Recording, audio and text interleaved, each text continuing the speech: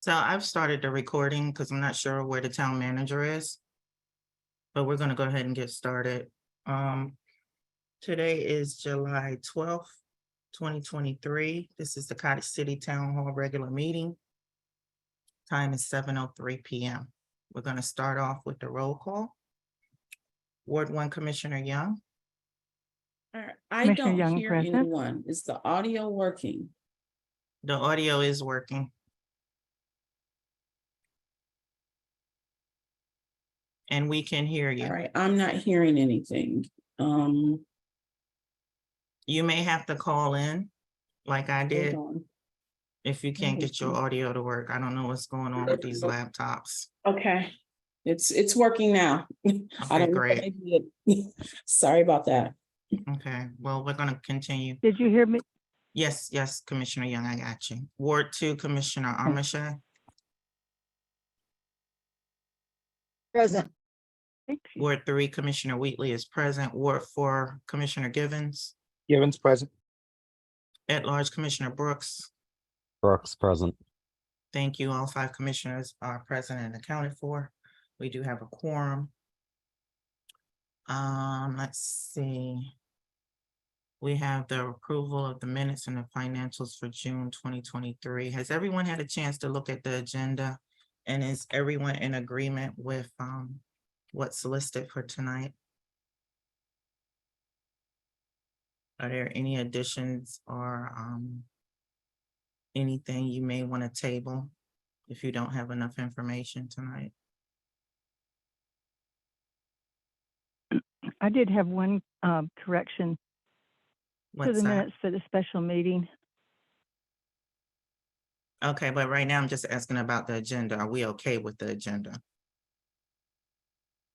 I'm okay with it. Okay, everyone else okay with the agenda? Brooks, I'm fine with it. Okay, I know there were a few things, Commissioner Brooks, you had specifically asked for, and so did Commissioner Young. Let me, Are we going to discuss Cottage City Day? It's supposed to be on the agenda. It was Okay, definitely, sorry. I'm not at my requested to be computer there. yet. I don't see. It is number There it 7B. is. Okay, great. there were several agendas that went out, and so I'm not always sure. Yeah, Which is I the actually don't think latest. this is the updated one. I said I'm good with it, but I think there was a more current one. This is not the updated one. I don't believe so. I know in yours, the most recent one, the compost program under town manager update. I think there were a couple I got it other on the items. website. Hold on. You're right, I did. So why isn't it there on the website? I see it. It says, composting program for Cottage City is 7B. Let me refresh. Maybe I got a old link. Sorry about that.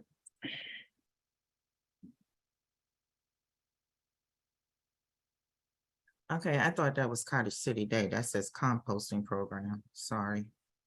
Cottage City Day is on it. Where is it? Oh, it's old business. 5B Mhm. is National Night Out on here. Yeah, I see that. Yeah, composting was put on there. I don't know why it's not appearing on the website anymore. So I don't know what happened to it, but it was added.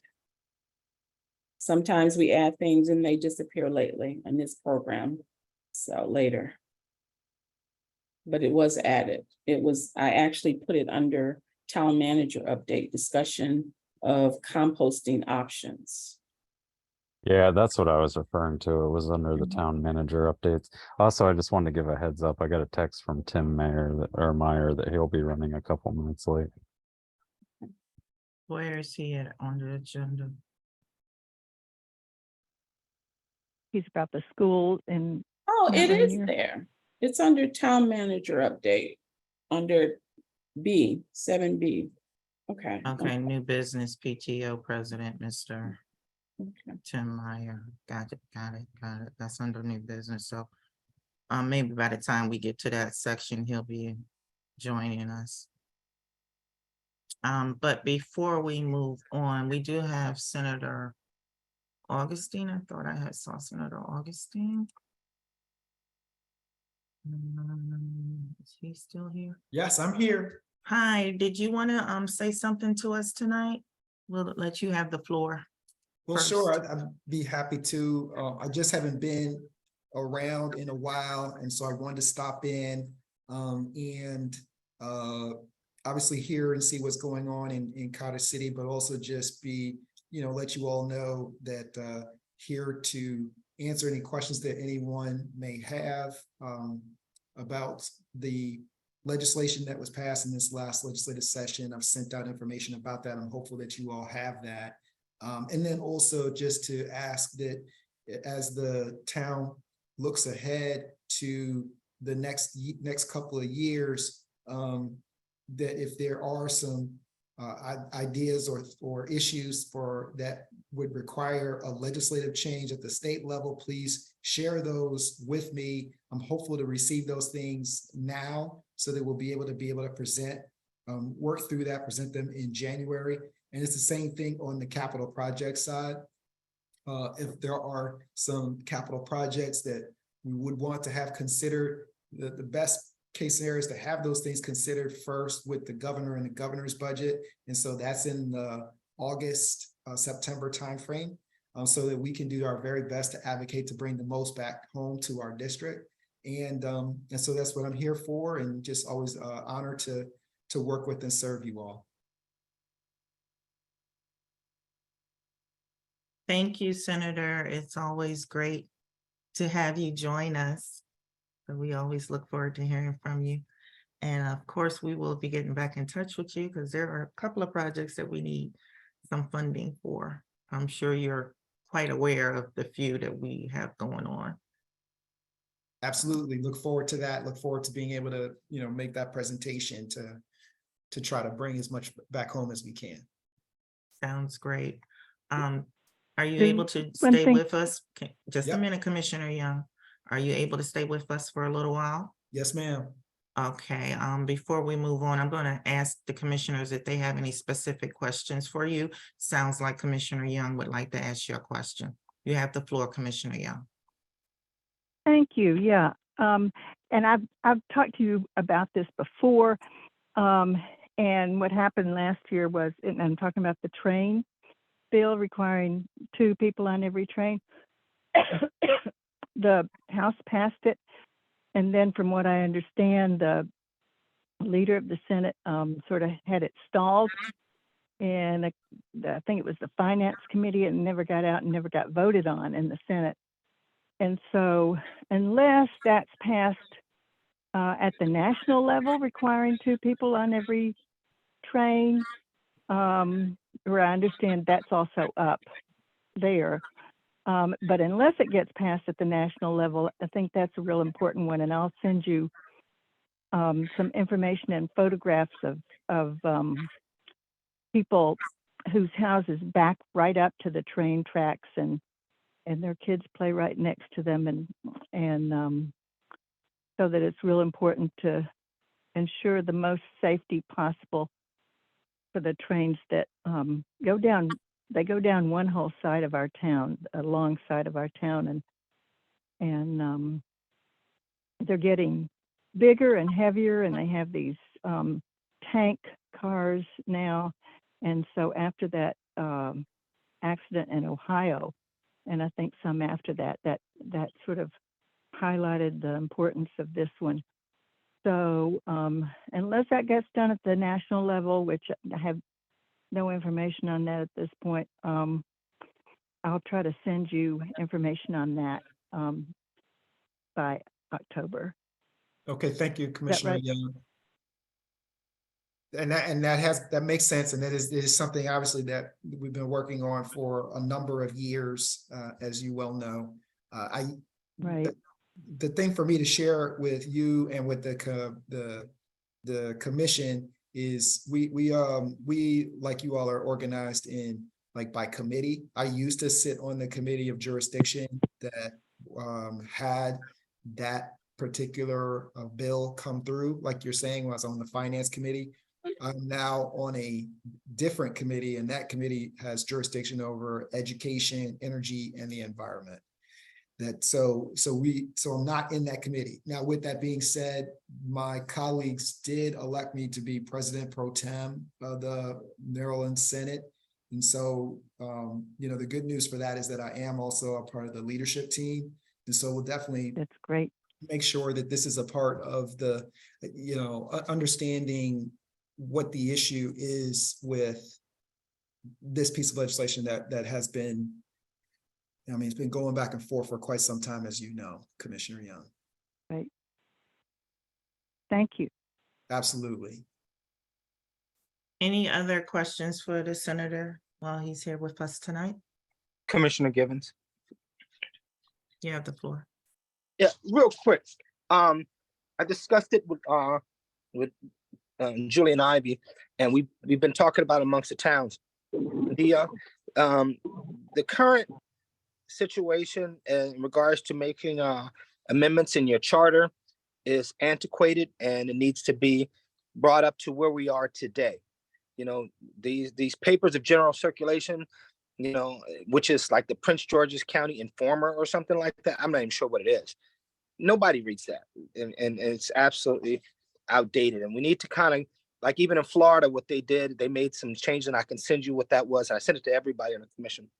So I like to be able to get with you guys to be able to, or we should be able to have a conversation in which we can streamline the process to inform citizens, because this is about really informing our citizens about the necessary amendments, the charter amendments that need to be made, and not having to spend a ridiculous amount of money and that they never even know, because they never picked up or bought some paper that nobody even really sells anymore. So just want to bring that to attention, and we should, Commissioner Wheatley said they had talked about it before, but it kind of got failed or something to that effect. I'm not sure. Well, that's actually, no, we actually did, we did, this did come through my committee in this year, and we did change the law this session.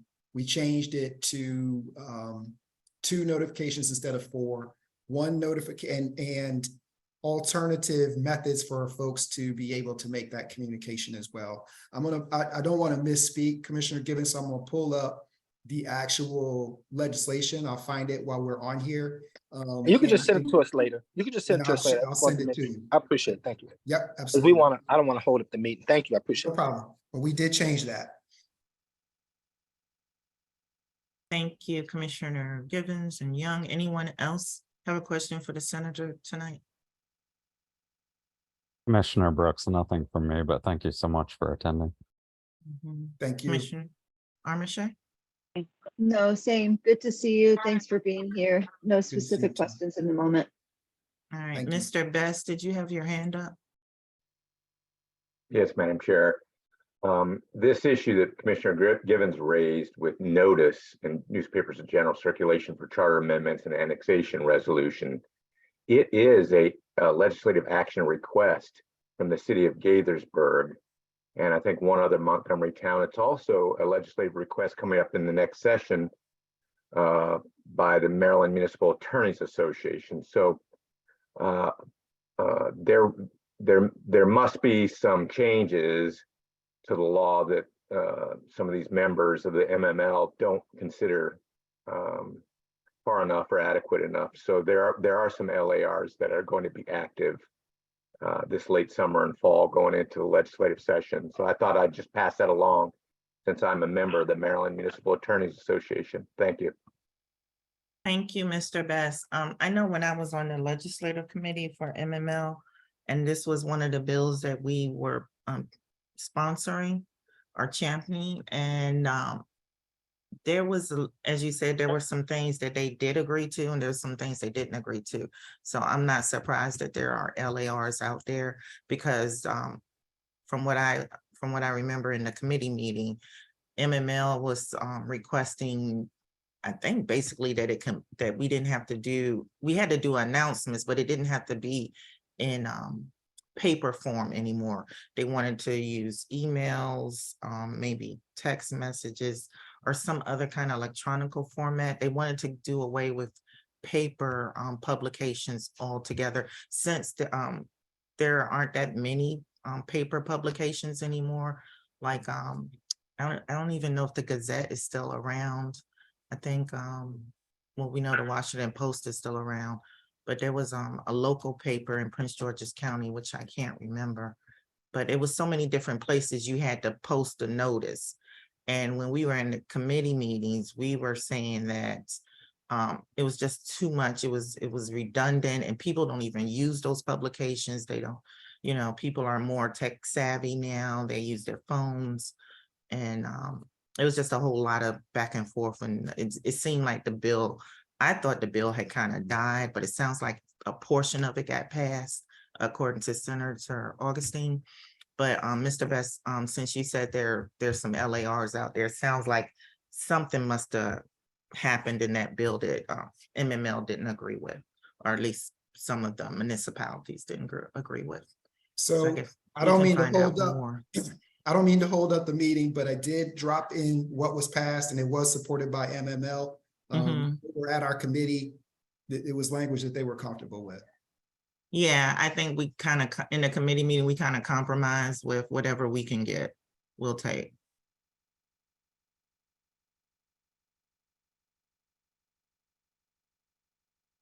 Okay, all righty, since there's no Excuse me, more, Commission Chair.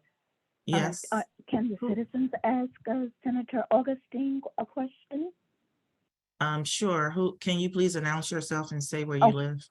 Oh, thank you. I'm Miss Robinson. I'm in Ward 3 in Cottage City. And of course, I'm formerly a commissioner and commission chair here in Cottage City. Can you tell me what's going on at the Sports and Learning Center? Cottage City does not have a swimming pool nor a splash park, unlike some communities do, and I'm hoping that they will be able to do that at some point. But we go up to the Sports and Learning Center to swim. Now, the Olympic pool, where classes are held, where competition is done, and there are many lanes of for lap swimming, is out of commission. Someone told me it was funding. I don't know what it is, but it's a shame in the height of the summer that pool is not working. And we have to go use the children's pool. And I looked up at one point and I said, wow, there are a lot of children in this pool. It was only about 10. And I had to remind myself, I'm in their pool. The adults are swimming in the children's pool. The adults are having classes in the children's pool. What is going on at the Sports and Learning Center and those lap lanes and the Olympic pool? So that was my question. And I'm sorry, I'm just so upset. Thank you for bringing that to my attention. I was not aware of the issue. I do see it now that I'm looking at it, and I will work to find an answer and see what's going on. Thank you so very much. I really appreciate it. And I'm sure the children who are in that pool also appreciate it. Thank you. Thank you, Commission Chair. You're welcome, Ms. Robinson. All righty, if there are no other questions for Senator Augustine at this time, we're gonna get back to our agenda for tonight. We were at approving the minutes and financials for June 2023. Commissioner Young, I believe you said you had a correction to the special meeting. Was that for June 23rd? Yes, thank you. On the, pardon me, motion to approve the Stone International to do the countertops, which is the third paragraph down underneath the heading. It shows me saying aye, but I'm pretty sure I said abstain.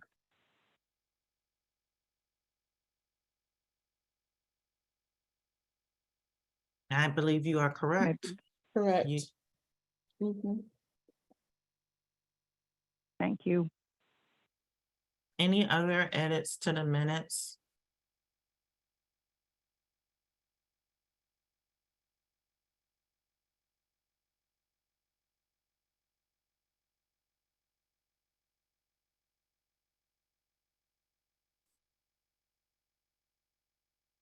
Hearing none, are there any questions for our financials for June? Is Todd with us tonight? Should be. Good evening, I'm here. Hi, Todd. Anything you want to point out to us tonight? No, I mean, overall financials look good for the fiscal year. Assets went up about 100,000 in comparison to this time and the prior fiscal year. Increase in fund balance was about 120,000. We'll leave the books open as we end the fiscal year for any late invoices that need to get accrued to the prior year. And that's about it. Was that 1,000 increase, was that due to the speed cameras? No, it's mostly ARPA, so we collected about, I want to say it's 575 and probably spent approximately 300,000 of it, so that's the biggest driver in the increase in cash over the year. Speed cameras did start coming in, I think the number was about 40 grand in June, but that program's kicked off. So we received 40,000 in collections from that program. Correct. Okay, and that was just for 1 month? Yes, correct.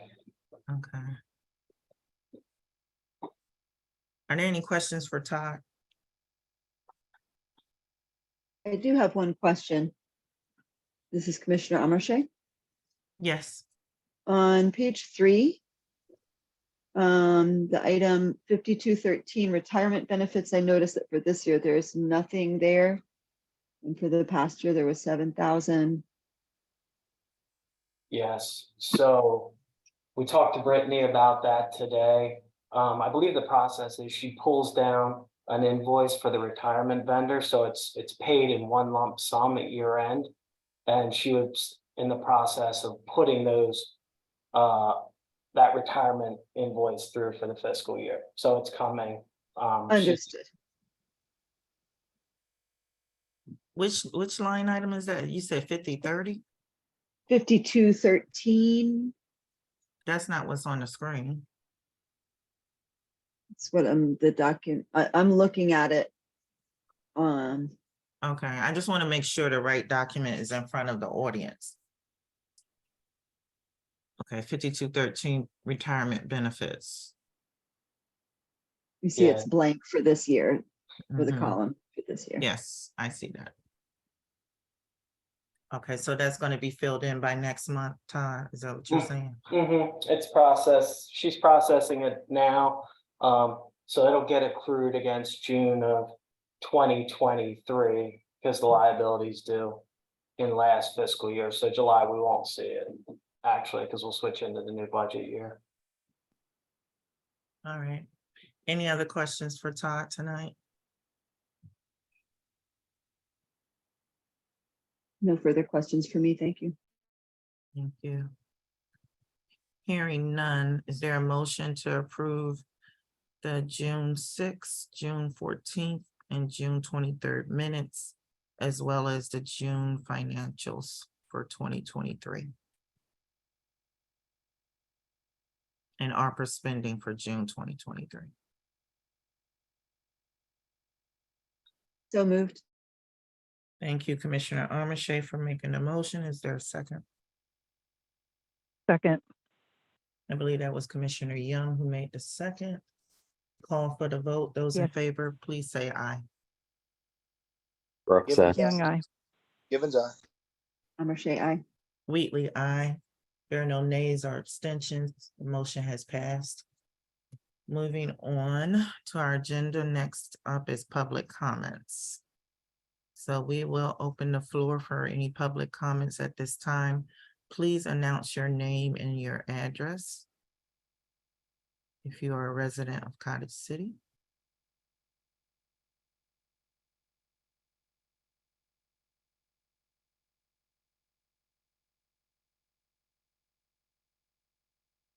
And you can also put a comment in the chat if you do not wish to speak or be recorded.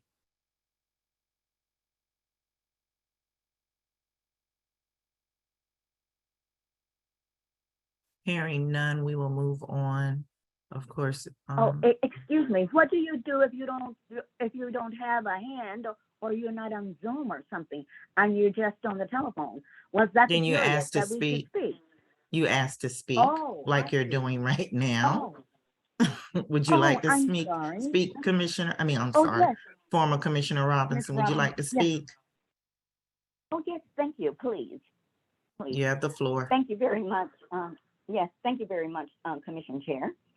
So just a couple of things that I'd like to address, a few things.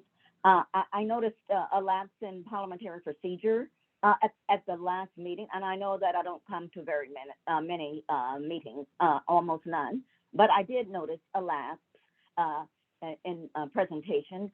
And so let us not forget that we have other Cottage City students who are watching you and seeing if this is something that they want to do, and that this is a, nay, yes, no, or you're abstaining. And the time for commentary is before the vote. Well, what's going on? I went to Anna's funeral, the former commission chair of Cottage City, Commissioner Ward 1. I went to Anna's funeral, and it was at Fort Lincoln. So she's buried right across the street in Ward 1. So when you enter the cemetery to the right, she's about midway, and she kind of looks over over Ward 1 and the buildings and the furniture store, the car lot, everything that's over there. So it was really nice, and I met Carl and Anna's son Robbie, and she was really beautiful. She was dressed so lovely, and her daughter-in-law, Robbie's wife, gave us a video program. It was fabulous. I know you would have really enjoyed it, and she looked so pretty. And so that was very nice. And they passed out cards with the Lord's Prayer on it. So that was nice. And Carl is now in Frederick with his son and his son's daughters, who I saw in photos growing up, and now they're so tall. And so we'd like to thank Robbie and all Carl's relatives and Anna's relatives for welcoming us to Fort Lincoln to spend time to spend with Anna. I'm sorry, I took a long time on that. But the last time I spoke with the chief about the car dealers across the street, I'm sure Ward 2 and Ward 3, I'm sure you all are aware of what we've been going through. Now, the chief said he did get additional complaints, and I happened to mention to him. You're aware of the horns going off every single, at one time it was every day, but now it's every few days.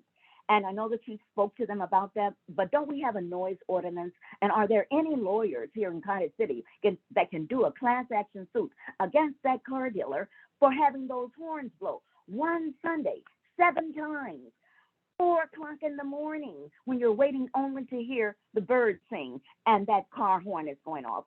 And now some more horns going off on 43rd. Just because one group is doing it and getting away with it, others are beginning to do the pattern. You all have got to do something about this. This is not right. And they are taking advantage, the landowner and the car dealer are taking advantage of the citizens of Cottage City. And please tell me what you all are doing about that driveway across the street where Mrs. Diaz forgot to secure the car and it rolled down into my fence. And you all were supposed to get Prince George's County out here to see if that driveway was legal, is legal. There's no way it could be legal the way that car slid down and rolled across the street. So that's very important. The car bump that's in the middle of the street, in the street, Greg was supposed to move it closer to the fence where the children are. Instead, I don't know where he moved it. I understand he's no longer here. Is Anthony acting manager, acting director, or whatever it is? But I forgot, that bump is in the wrong place. In the back, Frank Nichols, the construction dealer, the construction man next door, his car, his truck rolled up there, and I'll say allegedly, but they were saying dumped asphalt. And I want to know, into the ground, did not even do it smoothly, just dumped it, and also gave me some additional concrete. I want to know, did you all ticket him and his staff for doing that? I mean, you all are letting car dealers and construction people roll over the citizens of Cottage City. And I tell you this, I am sick and tired of it, and you all should do something about it. Now about the pervert on 40, on the street. I don't want to say the street, but everybody knows where that pervert is. He, one of your commissioners wanted the pictures that I have. Those pictures make me very sad. So I'm not giving you those pictures. He's in his in that room from 4 p.m. in the afternoon to 2 a.m. in the morning. And he just, it's a free for all on Saturdays and Sundays. So I'm trying my best not to look over there anymore. But every time I see him, oh yeah, the chief said he was standing, I say stand spread eagle now because he's removed the chair. So the chief said, he told him he was reading the newspaper. Yeah, he's reading the newspaper, all right, standing spread eagle. And the other one coming and sitting on the corner by the sewer watching my house. That's disgusting. You all are letting perverts, car dealers, construction developers get away with everything here in Cottage City. You all ought to be ashamed of yourself. But I know you're working hard. I can see all the legislation that you're passing. But while you're doing all this, don't forget the basic needs of the citizens of Cottage City for protection and also for relief. You're holding a job fair, but you know, if you can't get any rest because the corn keeps going off, you can't do good at your job. So anyway, thank you. I know I went over my time. I appreciate it, Commission Chair. Thank you very much.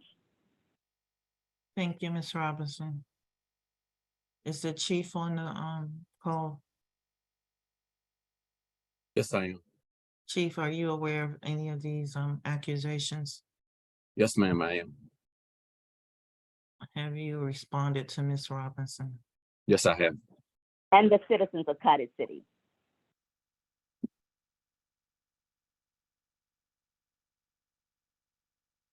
You said you Yes, did. You did respond. Yes, I did respond to her. You said he did not respond to you, Ms. Robinson? Oh, no, I said, yes, he did, because I talked to him recently about the car dealers, and he was telling me that someone on the other street had also complained about that issue. I mean, it's apparently you and the other commission chair, you and Ward 2 commission chair cannot hear it. It is just awful, awful. And of course, every time I run to my phone to record it, by the time I look for my phone, open my phone, get it ready to record it, it stopped. So, but by then I'm pushing the button to call the chief, but then it's too late. But I did get it, you know, another time. But it's just awful, really terrible. You know, it's just absolutely awful. Chief, have you talked to the car dealer? Yes, ma'am. We sent them a letter and we spoke to them. They said that they checked all their cars and they don't have any problems with the cars going off with alarms. And the ones they did have that went off, they went ahead and took the battery, well, unhooked the battery to it. Oh, And then since it's been addressed, and since then I haven't heard of it going off again. But if it has, I can go back out there and talk to them again. okay. Thank you. No Are problem. there any Thank you, other Chief. public comments at this time? Hearing none, we'll move on. Next on our agenda tonight is code compliance. Will you be giving that report, Chief?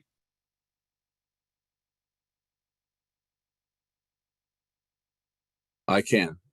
Right now, this month, we had citizen contacts with 50 residential, 20 businesses.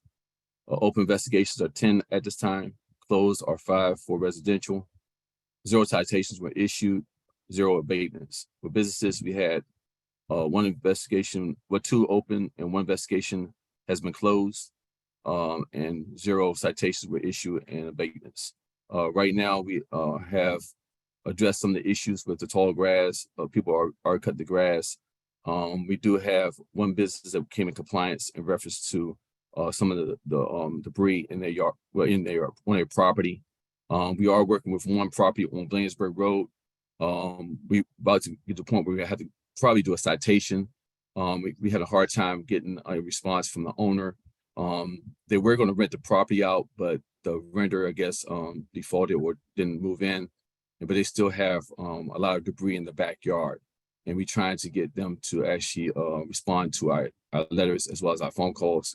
We spoke to him last month. He said he's going to take care of it, but this month we haven't heard from him, and he hasn't responded to our emails or our phone calls. So we might have to go to a citation phase with that property.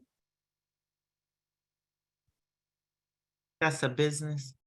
Yes, ma'am. It's a business on Bladensburg Road. Okay. All right, anything else? No, that's all I have. Okay, any questions for the chief in regards to code?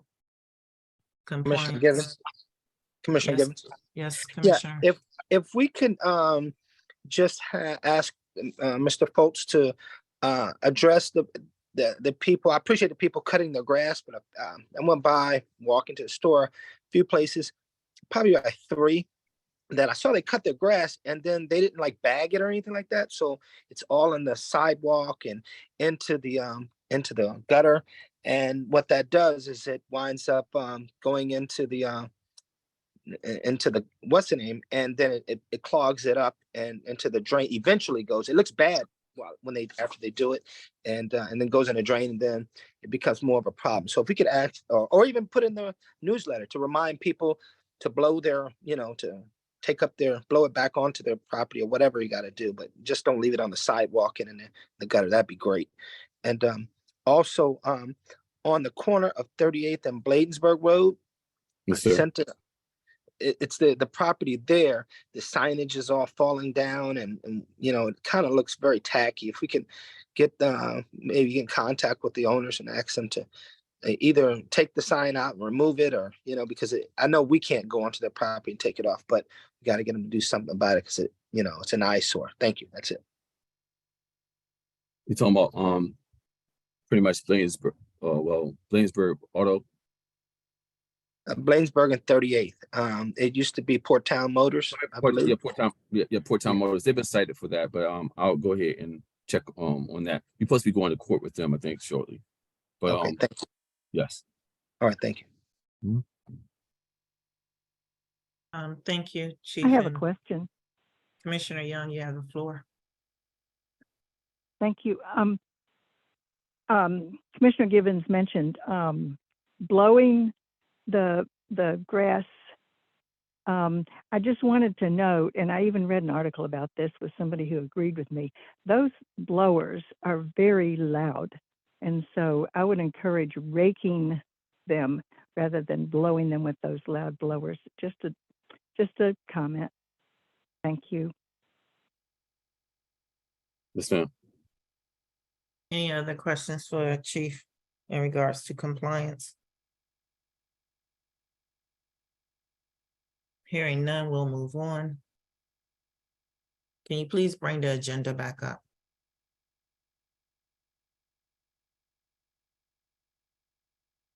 Next is old business. First, under old business will be the Public Works Supervisor position. Is there an update? Yes. Okay. All right, based upon our last, can you all hear me? Yes. Yes, we can hear you. Yes, you can. Thank you. So based upon our last discussion and getting some input, I've revised this just to make it more explanatory about the role of the Public Works Supervisor in terms of skill sets and being more specific in terms of their duties, specifically in terms of general management, strategic planning, and personnel management, and project management, and fiscal and business management. And I've also added the ability, and I realized I left off operating a dump truck, snow plows, and operating a Bobcat. So if there's anything else I need to add, please let me know. Are some of those preferred? Because operating a Bobcat is not actually something that everybody, that's qualified for the job may be able to do. However, they could learn that. It could be, I think it should be noted, some of those things could be noted as preferred, but not as, I'm sorry, go ahead. No, okay, I got it. So would I put just the Bobcat, well, what should I put as preferred in addition to the Bobcat? Yeah, my apologies. I know you sent it to me to look at, and I did not. So I'd have to actually look at it again. But it's just a few things. Some of the things are just not, Okay. What's the name? So I can try to look at it again. But I think you have to have a general structure, and that's really what the commission needs to kind of take a quick look at. That's all. So we can move forward. I've got a comment. This is Commissioner Young. So I'll go Yes. ahead. I think there was some discussion earlier about the possibility of the code enforcement officer who doesn't, that job doesn't take a full time, of that, our code enforcement officer also taking on this responsibility. And I don't know, I don't think we ever voted on that or anything like that, but I think that should remain in the, in our realm of things that we might want to consider on this. And I know it was not on the agenda for tonight, but I think that is something that might, in the end, save us money and achieve the same goals as hiring a new person. I don't know how others feel about that. We would have to But it discuss does that in a seem closed like session, something- Commissioner Young, we would have to Okay. discuss that in a closed session. Okay. Sorry. No worries. Any other comments in regards to this job description? How soon do you need feedback from us? As soon as you can give it to me, so I can post it. Okay, you emailed this draft to us? I will, this is the latest version. I will email it to you. All right, please do that, and then we can take a look at it. Okay. And if anyone have any comments, questions, or edits, please send them to the town manager as soon as possible. Oh, quick question on this. Have we received this already? Because I don't remember seeing this in an email. If I No, did we it, I have- might. We Receive have haven't. not. version. We have not received this version. Okay, thank you. Mhm. Shoot. All right, next up is Cottage City Day. And have we selected a date for Cottage City Day? Yes, it's the third Saturday in August, which is August 19th. I was told historically that's when it's held. Is that correct? Commissioner Givens would know better than anyone. Yeah, typically that you're right. That is when, and because the thought process that went along with that, in the event that there was a rain date, it would be the following Saturday. So it gives us some latitude.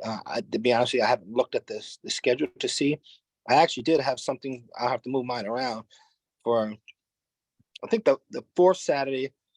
That doesn't put us into Labor Day weekend, does it? I'm asking. It's a question. If someone can answer for me. I don't Anybody think know? so. I don't Okay. think so. Okay. Well, yeah. So I mean, the third weekend is, yes, typically. You guys want to go with that or the fourth weekend? It's really up to you guys. So if you wanted to do a rain date to the following day, we could do that. If you didn't want to go with the third week and you wanted to pick the fourth week, which would be the 26th. So it's up to you guys. Whatever you guys want to do.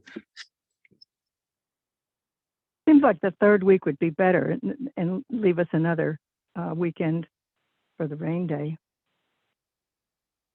I'm fine with the third Saturday.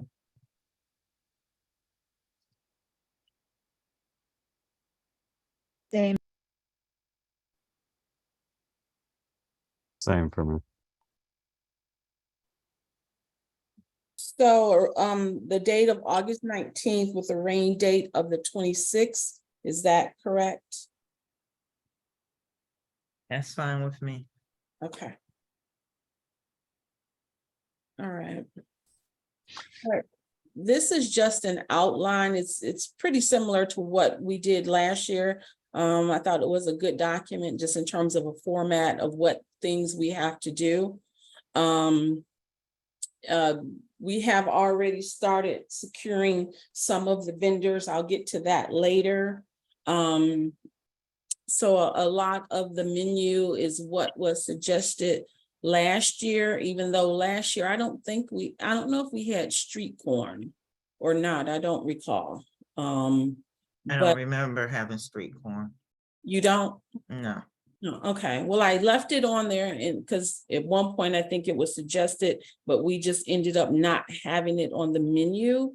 So if there's any food or treats that you want removed or added to this, please let me know. This is just an outline or a template of what we could have there. Then in terms of games, we had these, I don't know if we had the 3-element climbing wall. So in terms of last year, we had 1 mechanical ride. So I guess in the past, you all have had 2 mechanical rides, is that correct?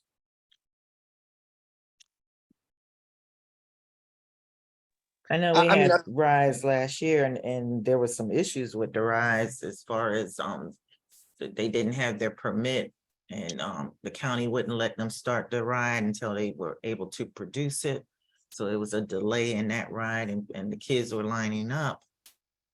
There was also an issue with some of the rides, especially the water ride, because there was no one there to man it. I know that the explorers volunteered, but they needed a break just like everybody else. So if we're gonna have rides and mechanical things, you need someone to man these different stations. Because I know I personally got stuck at the water slide, which that was not in my plan, but because there was no one else there and the children wanted to play and they needed some adult supervision, I stayed. So I'm all for games and rides, but I really, really want us to have someone to man them and not just people walking away, not telling anyone they're leaving. And I get it because everybody needs a break. And if you're going to have someone standing out there in the hot sun, you should have a chair and a shade or an umbrella or something for them to sit under, because the sun is beaming down on you and you're standing there for hours while the kids are running and splashing around in the water. All right, I was gonna address that later. I noted that too, because I also got stuck over there for a period. And I think in terms of volunteers, I think that's where volunteers will be very crucial in terms of having people assigned to certain games or activities. And, like there's a certain schedule and relief so that everyone knows what's expected and one person overseeing that and addressing it. I think that's what we were missing last time.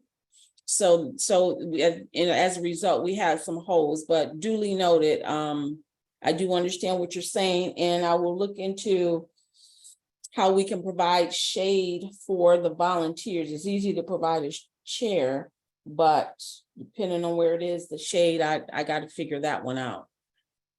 Well, I'll say this in regards to the volunteers. I mean, things happen. I mean, sometimes you think you're going to make it and you're going to get there on time, and then you have an emergency and you may not be able to make it, but it needs to be a backup person. So say I'm scheduled to be on the ride from 1 to 2 or 2 to 4, whatever the time is, but I have an emergency. So there needs to be a backup, and I need to be able to give that information to someone and say, hey, I know I was scheduled to be on the ride at this time, but I have an emergency.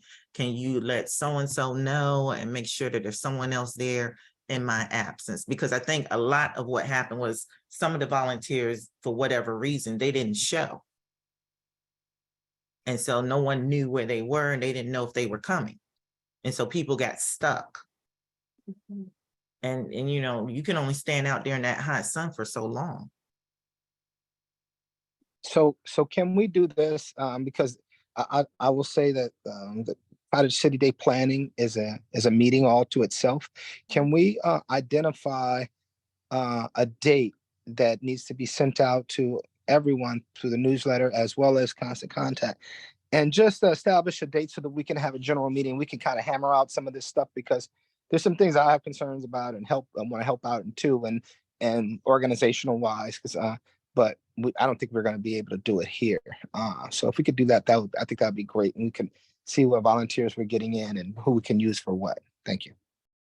Yeah, we need a committee. We definitely need a committee. And do we have a meeting date scheduled? Yes, we're gonna have a meeting next Wednesday of the volunteers. But even with that, Brittany and I have already started working on securing, the games and things like that. We didn't want to wait in terms of things that we could already accomplish and keep us moving forward. So What time is the meeting Wednesday? it'll be 3 p.m. Okay, if you could just do me a favor, send a reminder out to all the commissioners, because I'm sure that there's commissioners like myself who volunteer, and we want to make sure that we partake and make sure that we're helpful in promoting the event too. Thank you. And have we put out a call for volunteers? Did we send something out in the newsletter on Constant Contact? Because I don't remember seeing it. I wasn't here when it went out. I was on vacation. We were supposed to. Well, Yeah, I I thought I read it somewhere. I Okay. could be very wrong, but Yeah, can we send something out on Constant Contact Yes, all right, sooner rather than later? yes. So, but just let me know if there are things that you think are missing or you want added regarding this. So this is just kind of for you to refer to in terms of what we have in mind, so. Yeah, and I'd rather continue, again, when we put it out, we're asking for a committee and not just to say volunteers, because we definitely want their input in regards to, because ultimately this is for them, for the residents. And just because we put something together, I want to make sure that this is what they want, or they may have better ideas. So I want to make sure we're inclusive in our and so thank you. And what's the budget for Cottage City Day? Is it 7,000? I believe it's a little higher than that. I don't have it in front of me. No, I believe it's 7,000. It used to be 5,000. So I believe it's 7,000. And then what happens is we were discussing for the following year, because it is our 100-year anniversary, we may have to bump it to 10,000 because there's some things we're probably going to wind up wanting to do that are a little bit extra, a little bit more as far as, and that's another conversation for another day. So I'd like to move. Thank you. You're correct. And the letters soliciting donations have already been sent out. Well, they were sent out a while ago. So we'll be following up with those persons in terms of, and businesses, I should say, in terms of donations. So. Okay, great. Mhm. Are there any questions for the town manager in regards to Cottage City Day? Hearing none, we'll move on to the next item, which is under new business. So we have Q&A with Mr. Tim Meyer, with Tim Meyer, and he is the PTO president for Mount Rainier Elementary. Mr. Meyer, Tim, are you here? I am, yes. Hi, welcome. Welcome. Hello, thank you for having me. Thank you for joining us tonight. We're very pleased to have you. I believe Commissioner Brooks got in contact with you in regards to coming to our meeting tonight and just doing a quick Q&A with some of our parents.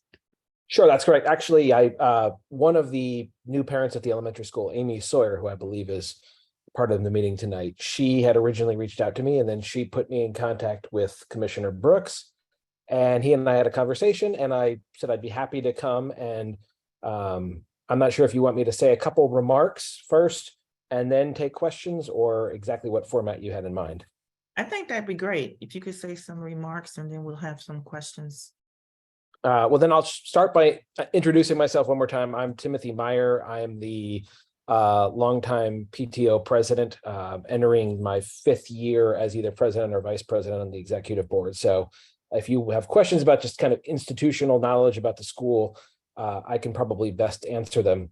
I wanted to start off by just saying how excited we are to welcome the families from Cottage City.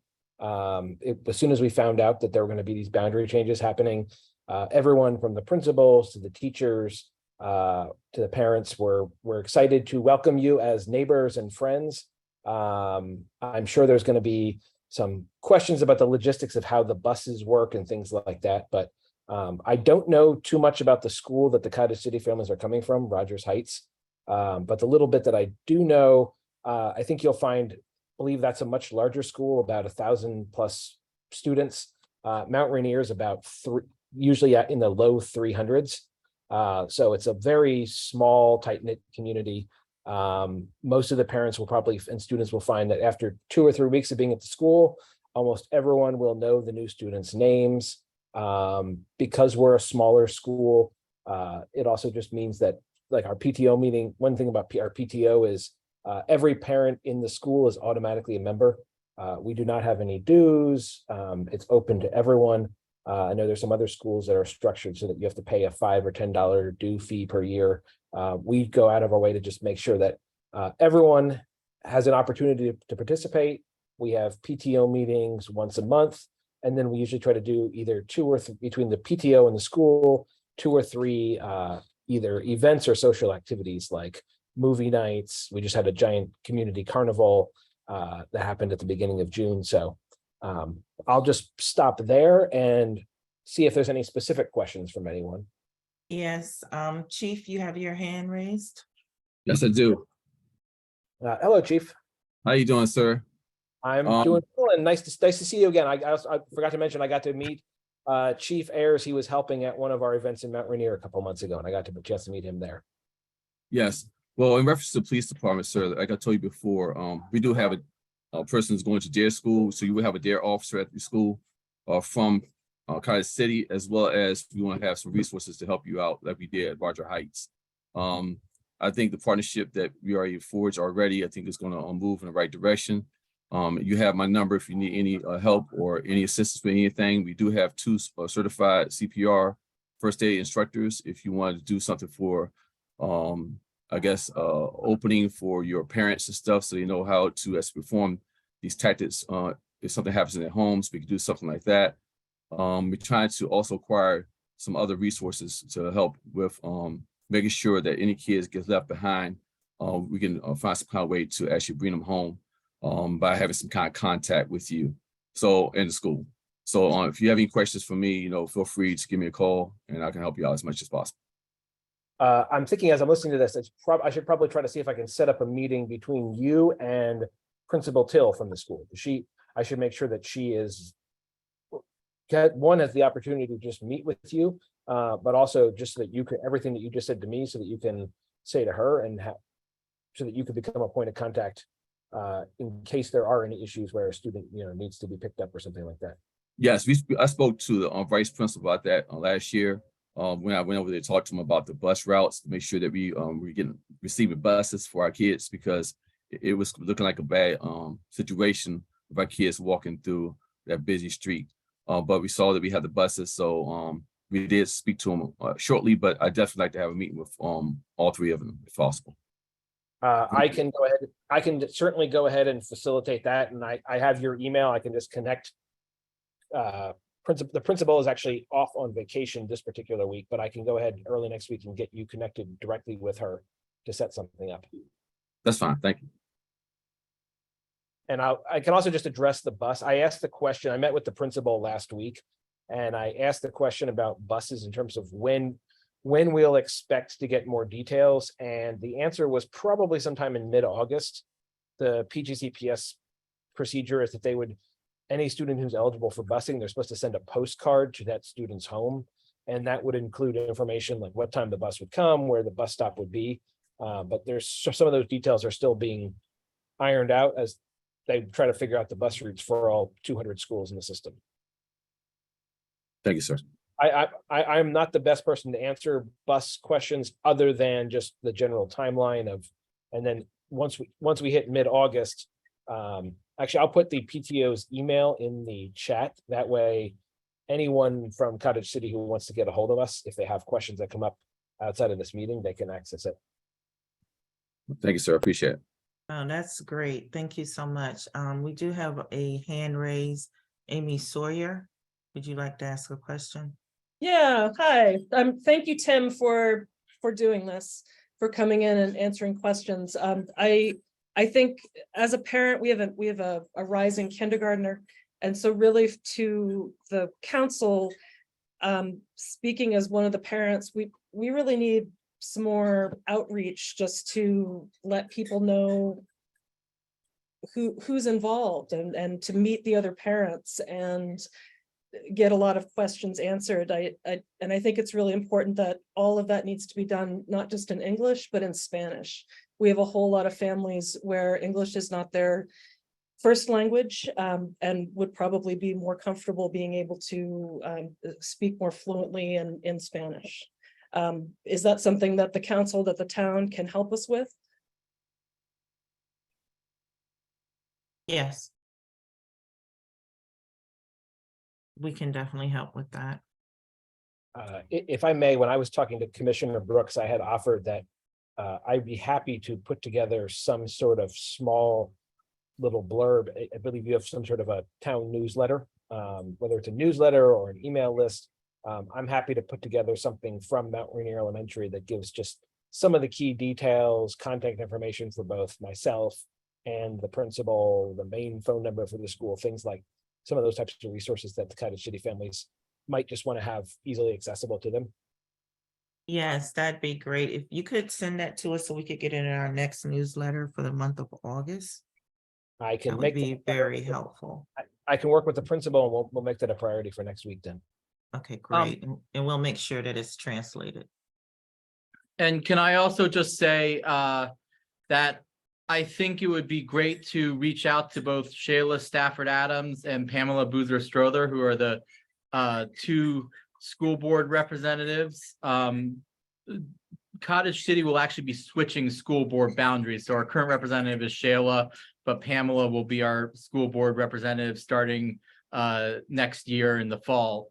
And it would be great to sort of maybe have them, perhaps they could come and answer some more questions for the council, or try and just push through more, for more information from the school system. I understand that there's sort of it's a bad time to get information from the school system because they have a new CEO coming in, who hasn't quite started yet.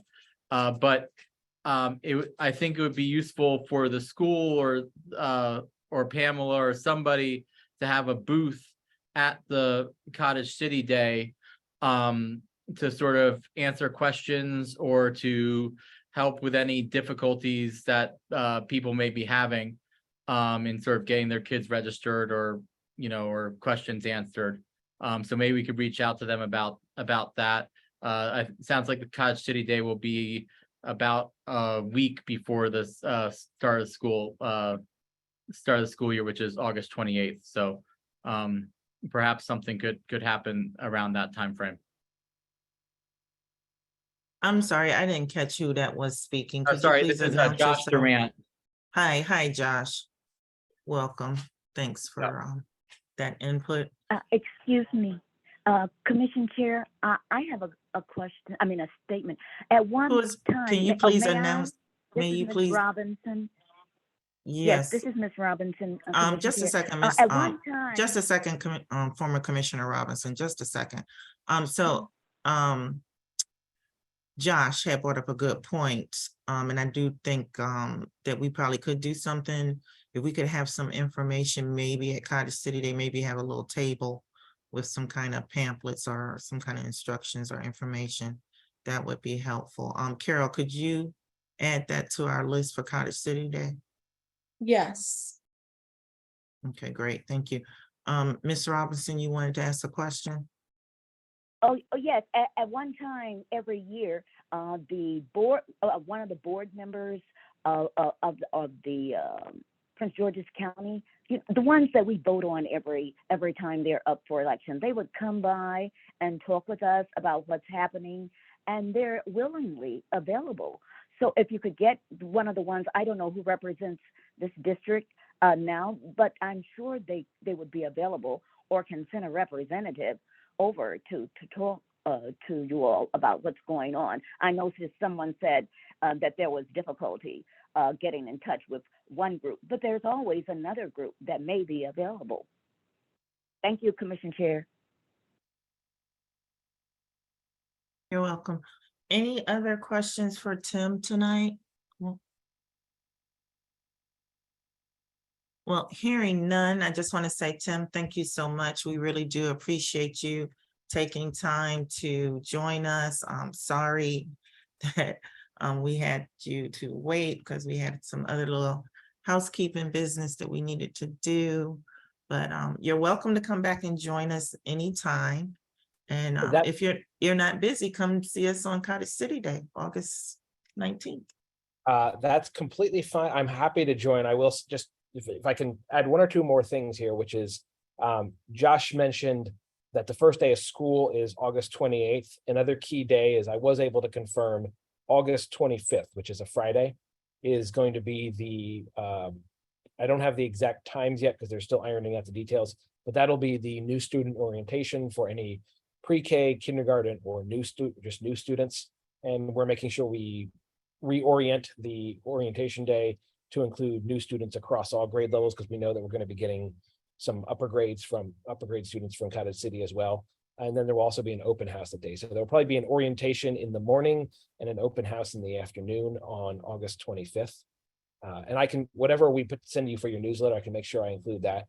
And then to the former commissioner's point about just having other groups, I think the Mount Rainier Elementary PTO is kind of known in the county as is trying to be as active as possible. So we are always happy to take the lead in coming out to meet with you. I have a week where I'm going to be away in August, but depending upon when Cottage City Day ends up being, I can try to at least stop by for a few hours as long as I'm in town.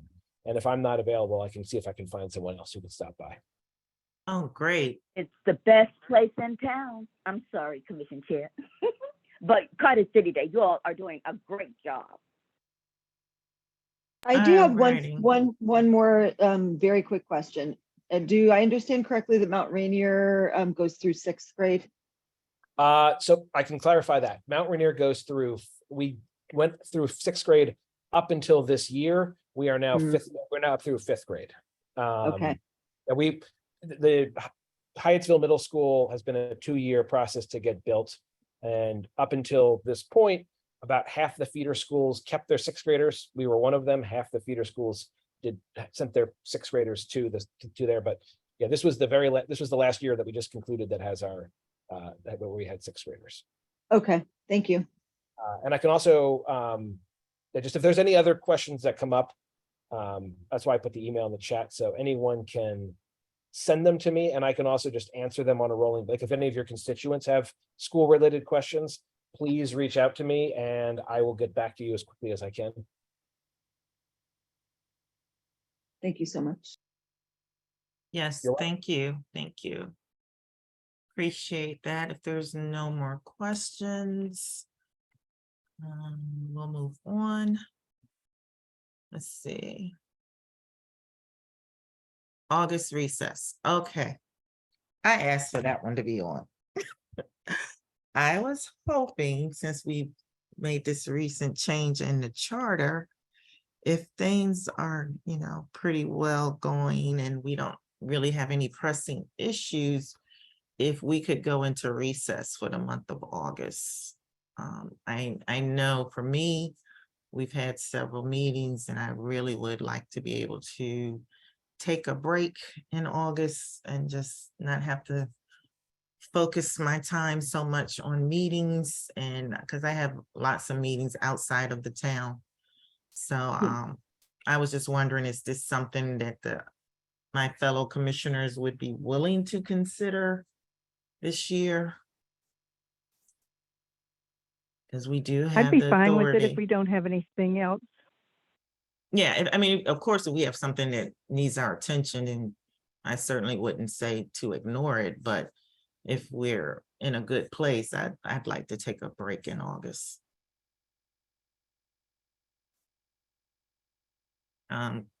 Commissioners Armache, Givens, and Brooks. I don't have any objection to that. As long as we know that, if we need to take a closed session for a special meeting, we will. Mhm. Commissioners Givens and Brooks. This is Brooks. I don't have any objection. I've been at this for 2 solid months now, so I probably need a break. I hear you. Givens, I'm fine with it. I'm fine. with it. Okay, Miss Richardson. Yes. So unless something pressing comes up in the month of August where we may have to do a special meeting or go into a closed session, we will go into recess for August. Can you make sure that announcement is sent out? And that all proper parties are aware, meaning the residents, the staff, and whomever else. Our vendor or our contractor, Mr. Frankenfield. I will Excuse me, do you all have to vote on that?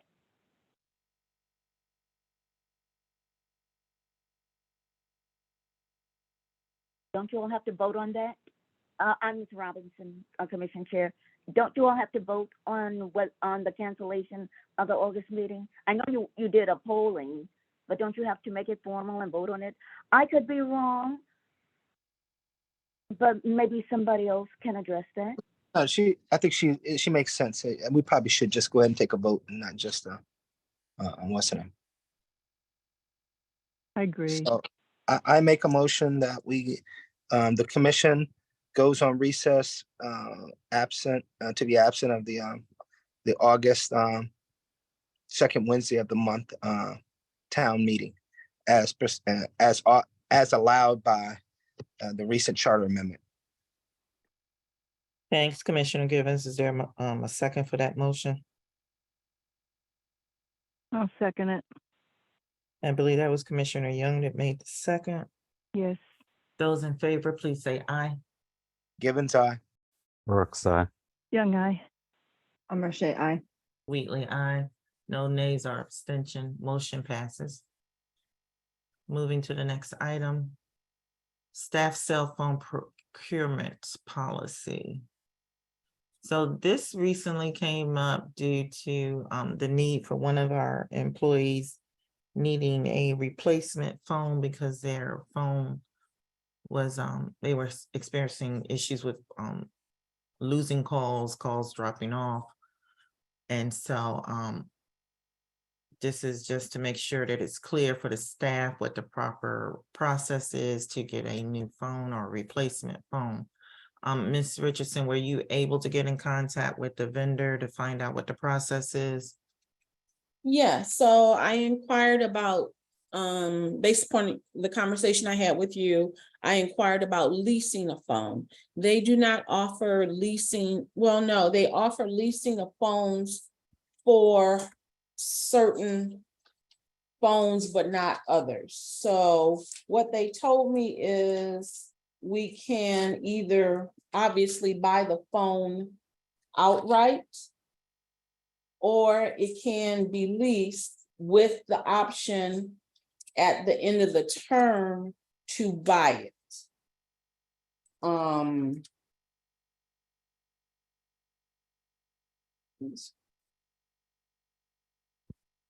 That's the option. So the question is, are we, do we have to lease it? What is the policy? Do we have to lease it or can we buy it outright?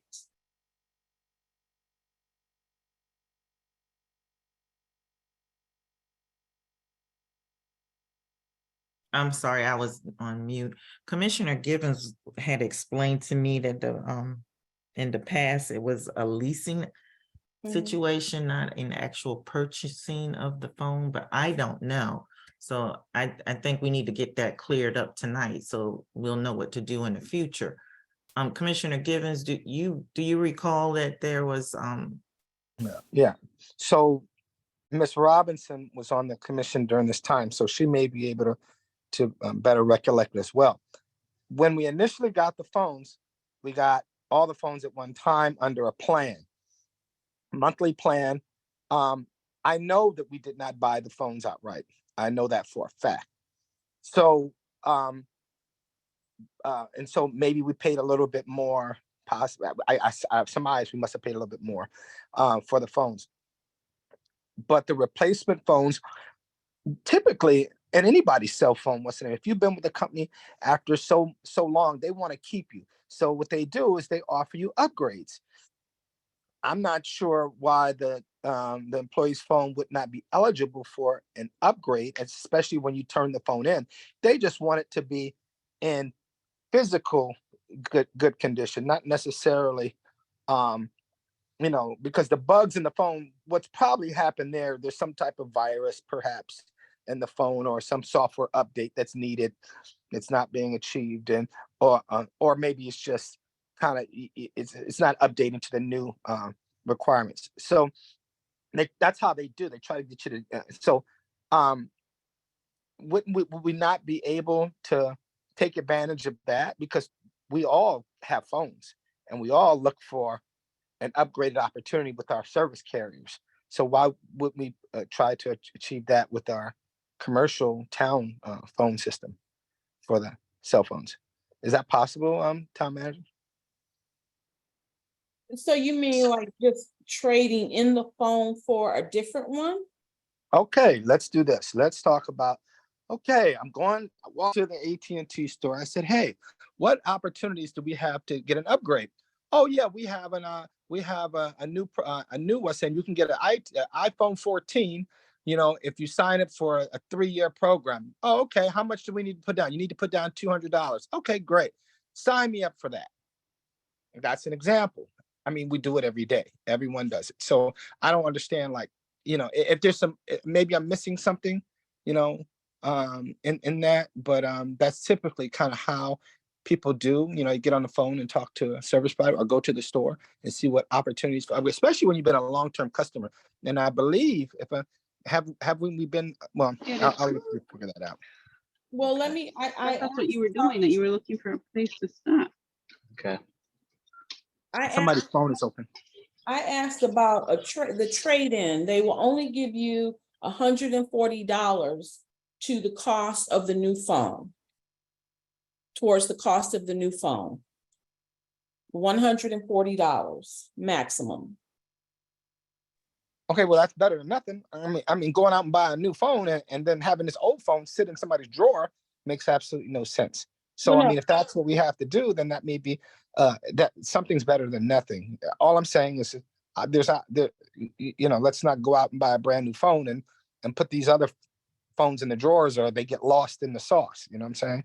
But that still goes back to the original question. Even with the trade-in, do we lease it or do we buy it? Well, we don't even, you're giving us, it's not that complicated. Please, can I step in, please? Please, can I step in? Yes, Please. Chief Paul, let him comment. Hold on 1 second. Hold on, Chief. I know you want to step in, but Commissioner Givens, your question is, why do we have to buy a new phone? No. What I was saying is, you're asking the commission, how do you guys want to proceed? Well, we don't have enough information to proceed on anything, because all you're saying is lease or what's in. We don't know how much the lease option versus the buy option with the trade-in or anything. So we're lacking enough information to be able to make an educated decision. So, that's where we're at. If you provide us with that, then we'd probably be able to say, okay, you know what, it makes most sense to do X, Y, Z. That's it. Well, to buy the phone, it was going to be over $1,000, which the town manager did not have the authority to do. She would have to get permission from us. Is that not correct? I found a cheaper one You did find, okay. How much is it, the newer one, the cheaper one? $89.99. So the price is the same whether you buy it outright or lease it. I didn't hear you. I'm sorry, I didn't hear you. Your phone skipped. Cost of the phone is $829.99. The price is the same whether you buy it outright or lease it. And Okay, so my question, $140 from that, and it would be $689.99 remaining. are there any advantages to leasing as opposed to purchasing? Yes, it is. That's what I'm trying. Okay. Anybody that wants to answer, thank you. Chief, I have my hand up. Can I speak, please? Go ahead. Okay. The way it works is the leasing is the best way to go to fit in our budget because it draws out for 2 years. So that means it doesn't put a big hit on my budget in reference to buying a phone outright.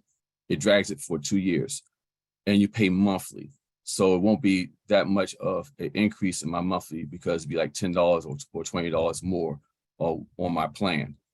That's the best way to go about it. We did the same thing when we had to upgrade the code enforcement phone 2 years ago when the old times was here. So it's real simple to do. It's pretty much that. It's called a leasing the phone and with the option to buy at the end of the term. This phone I have right now is 5 years old. They don't have the upgrades for it, and that's why I'm having these problems because the new updates are not going to my phone because it's an old version. They do that for a reason to get you to buy phones. You know, don't let keep a phone for a long period of time. So that's why I asked to get an upgrade. So that's my suggestion is go with the lease plan where you have a monthly fee to draw out for 2 years so you won't get hit all at once for a budget cycle. Thank you. I'm fine with the leasing because it does sound like it's the cheaper way to go. I'm But fine with the leasing too. yeah, but I think in the future, when something like this comes up, because what happened was the town manager was on leave and the office manager wasn't quite sure how to get the phone. She was asking for us to buy the phone. It was over $1,000 and it was a lot of confusion on which way to go. But now that we know, I think we should go ahead and approve it. Actually, you don't need our approval now since it's under $1,000. I think you should just go ahead and get the phone or Right. order it. It's about the leasing. So, okay, thank you. So everyone's question. okay with the leasing? Because I know me and Commissioner Givens said we're okay with it. I didn't hear from the other I'm three. okay with it. I'm okay with it as well. Well, Do we that's still the- get the credit? Do we still get the credit for his current phone to turn it in if you lease it? Just a question. The 140, yes. That's the Okay, thank you. 140. Okay, thank you. That's all I need to know. Thank you. Okay, so you have the majority saying they're fine with it. Leasing, okay, thank you. Question in regards to Mr. Pinkney's old cell phone. Do we still have that phone? I know there was a number, but I will check and see if he turned it into Brittany. Are we paying for that number? Yeah, we still have it, we still have that number. But I never saw his cell phone because he never used it, so I wasn't sure if he was ever issued one. Was he issued a physical cell phone? I don't know, that's why I'm asking. Yes, he was. Okay, So I guess you need to find that phone.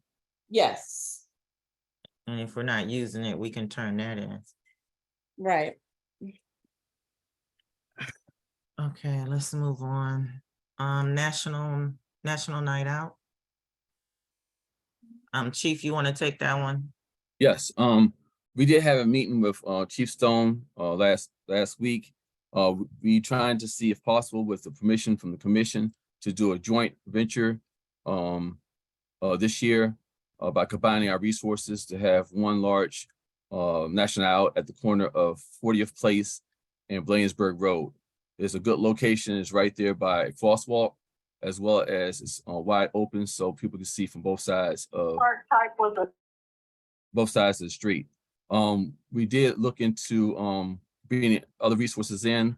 County is going to give us several equipment to bring in for people to actually look at and get on. I think we're gonna have motors users come as well as K9 and possible some park mounted unit come out with the horses. We are looking into a DJ as well as free food. We were trying to grill this year. We're thinking about having a vegan package as well as hamburgers and hot dogs that would be cooked by staff, police officers and public works staff. And we will be giving out to the citizens for free, as well as free drinks. We will have giveaways as well as we'll have, we have our new equipment coming in, our new training equipment we just purchased with our grant.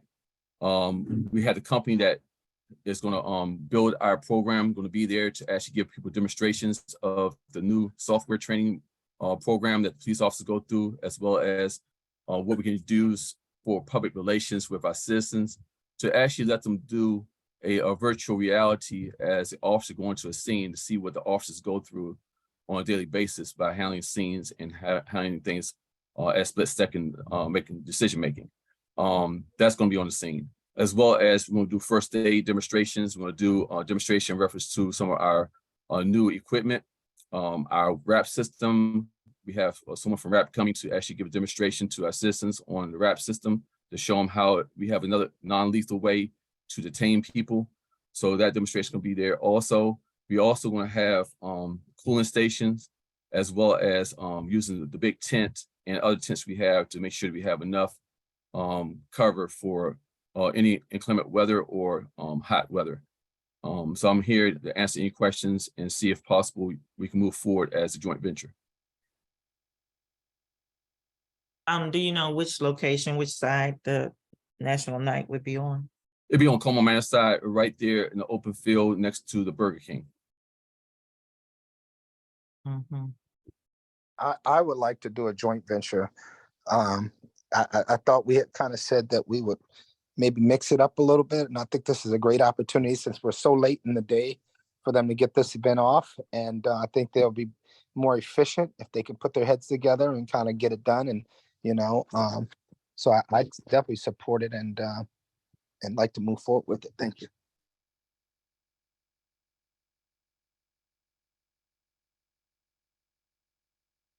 I How do other agree. commissioners feel? Commissioner Amarche, I agree. Thank you, Chief. No problem. Brooks, I'm fine with it. I'm good with it. Me I'm also too. fine with it. I'm fine with it. And we also going to have two large moon bounces for the older kids in the town of Cottage City. We have 2 small moon bounces that we're going to bring also to the event. So we have plenty of activities for our youth as well as for our adults.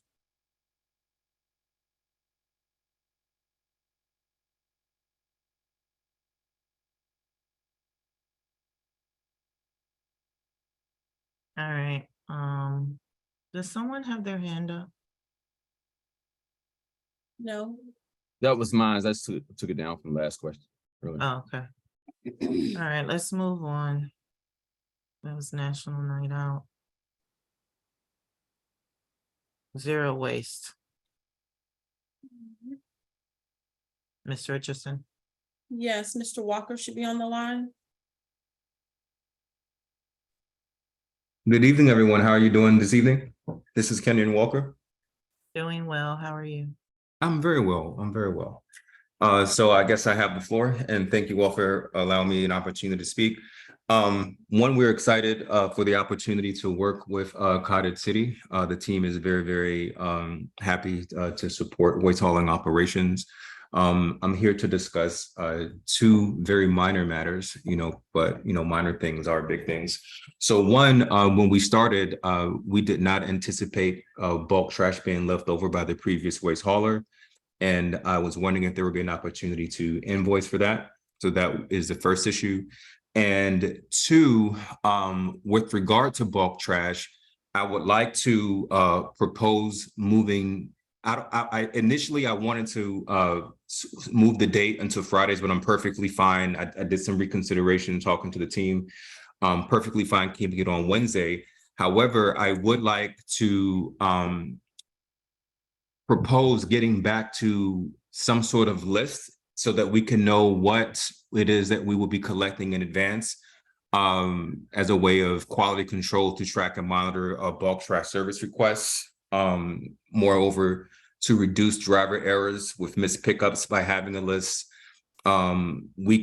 We have the capability to receive requests online 48 hours in advance for those residents who would like to submit requests for bulk trash pickups or collection. But some of the benefits includes, it will reduce incidents of, bad actors coming into Cottage City to dump illegally. It increases transparency in terms of what it is that we're hauling away.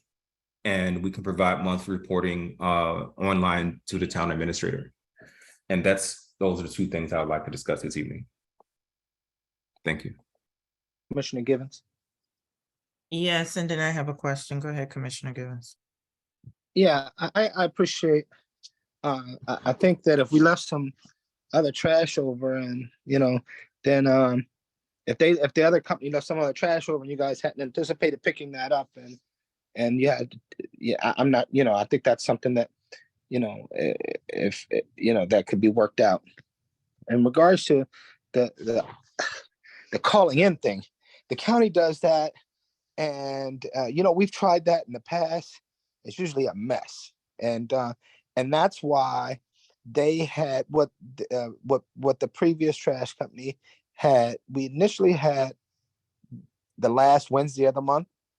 And then they said that was too much of a headache. So they said, we'll just pick it up every Wednesday. But they also was already out there because they picked up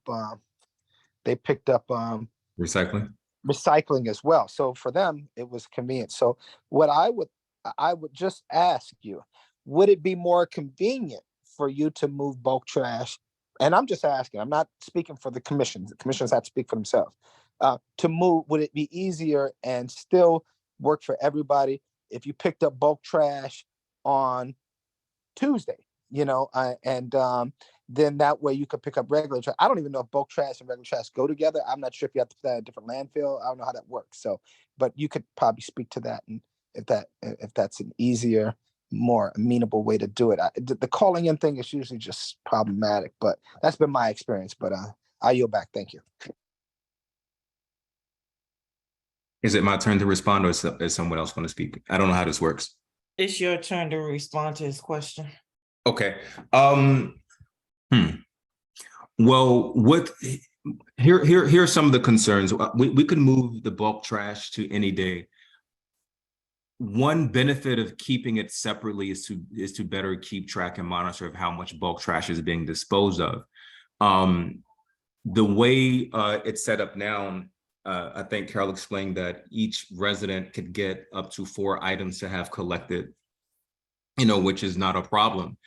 However, I wouldn't recommend calling in. My recommendation would be to fill out an online form saying, hey, I live at, 40th Place, and, it's really simple. So at least so that we could know, in terms of what it is that we should inspect. Is it going to be 1 houses or 150 houses, 200 houses, 300 houses, but moreover, it's really also about the data as well, right? I mean, I think from the perspective, of Cottage City, you guys should know how much bulk it is that you all disposing of, right? Just dumping tons of trash and not having any idea of what it is that you guys are disposing. But moreover, what about the bad actors? If I know that someone's going to come to collect trash in Cottage City, on whatever day, I may go drop some mattresses off just because I know it can get disposed of. So one is to sort of kind of is quality control. So whether it's Tuesday or Wednesday, it's immaterial to me. But I think we definitely need to get some sort of controls around it, just so we can know who's doing what and how much we're disposing of, versus sort of kind of like, hey, just dump everything that you want and, we'll pick up the bill. All right. So at the end of the day, I'll just kind of say, I've been here for 20 something years. That's not a problem for us in the general area of pickup. That's a different problem in a specific area in the wooded area.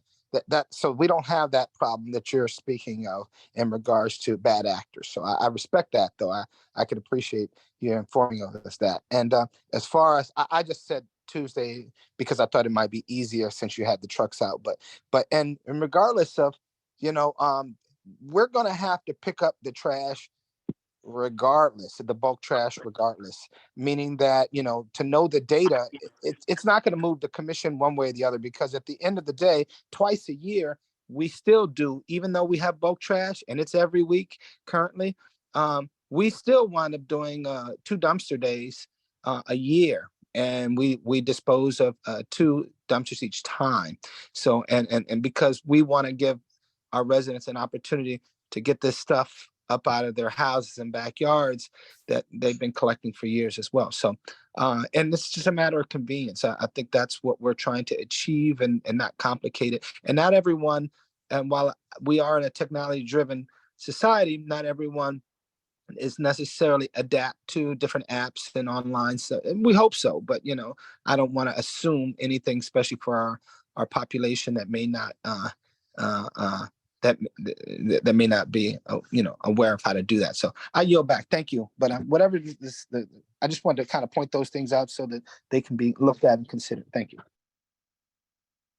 Okay. Yeah, And I have a, Go ahead, I have a Commissioner comment Young. also. Okay. I agree with Commissioner Givens. I think there are probably a significant number of people in town who are either or both not real able to handle, you know, sending messages on computers, or who speak English. And I think it would be problematic to require people to give notice. And I think Demetrius is probably right also that I don't think we have much, if any, of a problem of people coming in from other places and leaving things. I think people count on whoever it is to collect the bulk trash, and it's just a matter of knowing when it is.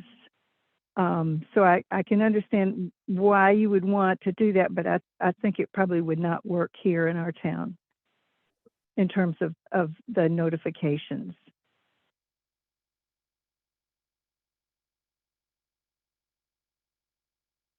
I don't know what others think, but I agree with Commissioner Givens. I agree as well. Yeah, I would agree as well. And I do think bulk trash pickup is a nice benefit that we have in town. So I don't know, having it on a consistent basis is pretty important. Thank you.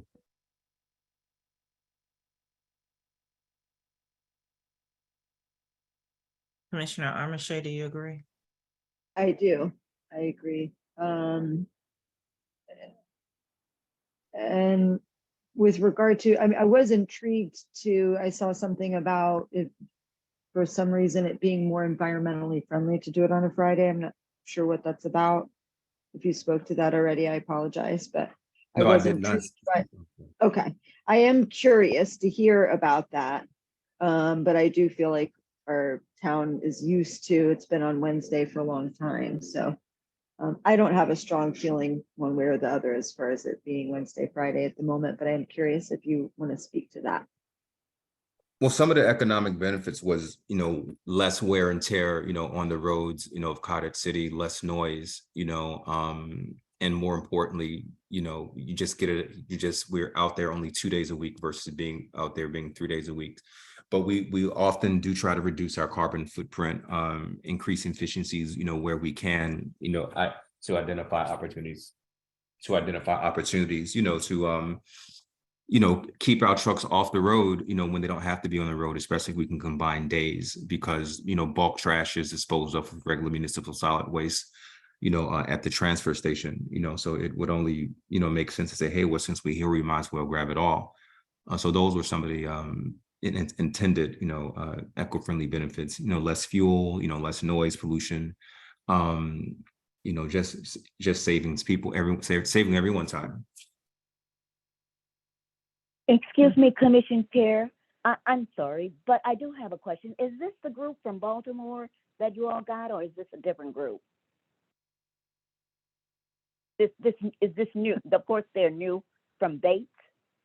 So you all hired this new group. Is that the Baltimore group that you all selected? And did you I know think they're in from advance DC. that you wanted? We're out of DC. They're from DC. So did you know in advance that you wanted citizens to sign up? And did you online to have dumping, have pickup? And did you notify the commissioners that this was in your format? No, I did Because not. I then did maybe not have they an would opportunity to give present someone that. else. I'm sorry. Okay. You're very low, So that's, ma'am. I said, oh, I'm sorry. I'm sorry.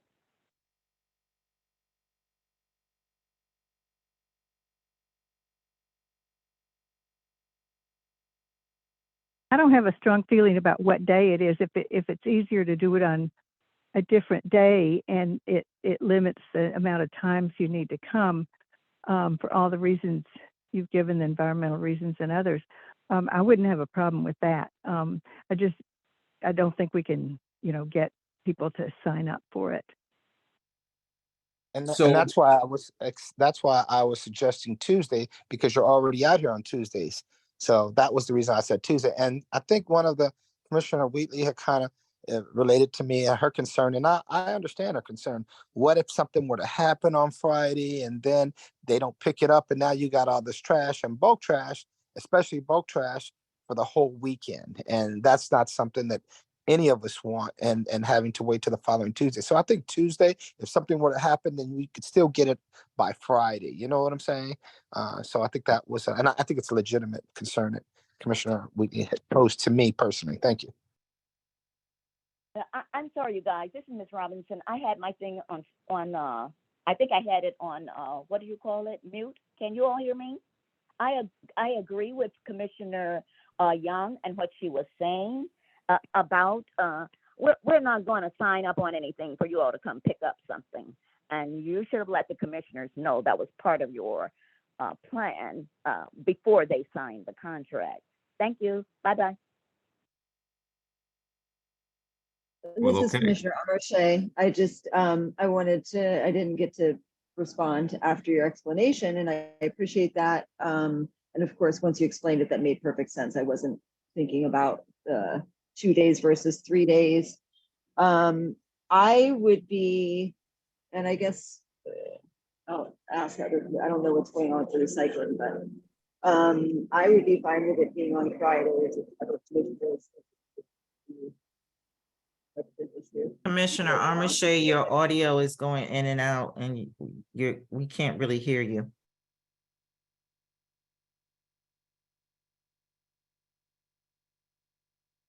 Right now, she's muted. We can't hear you at all.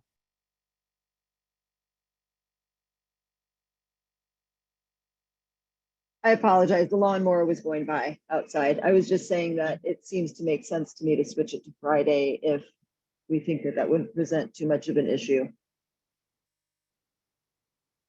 Okay.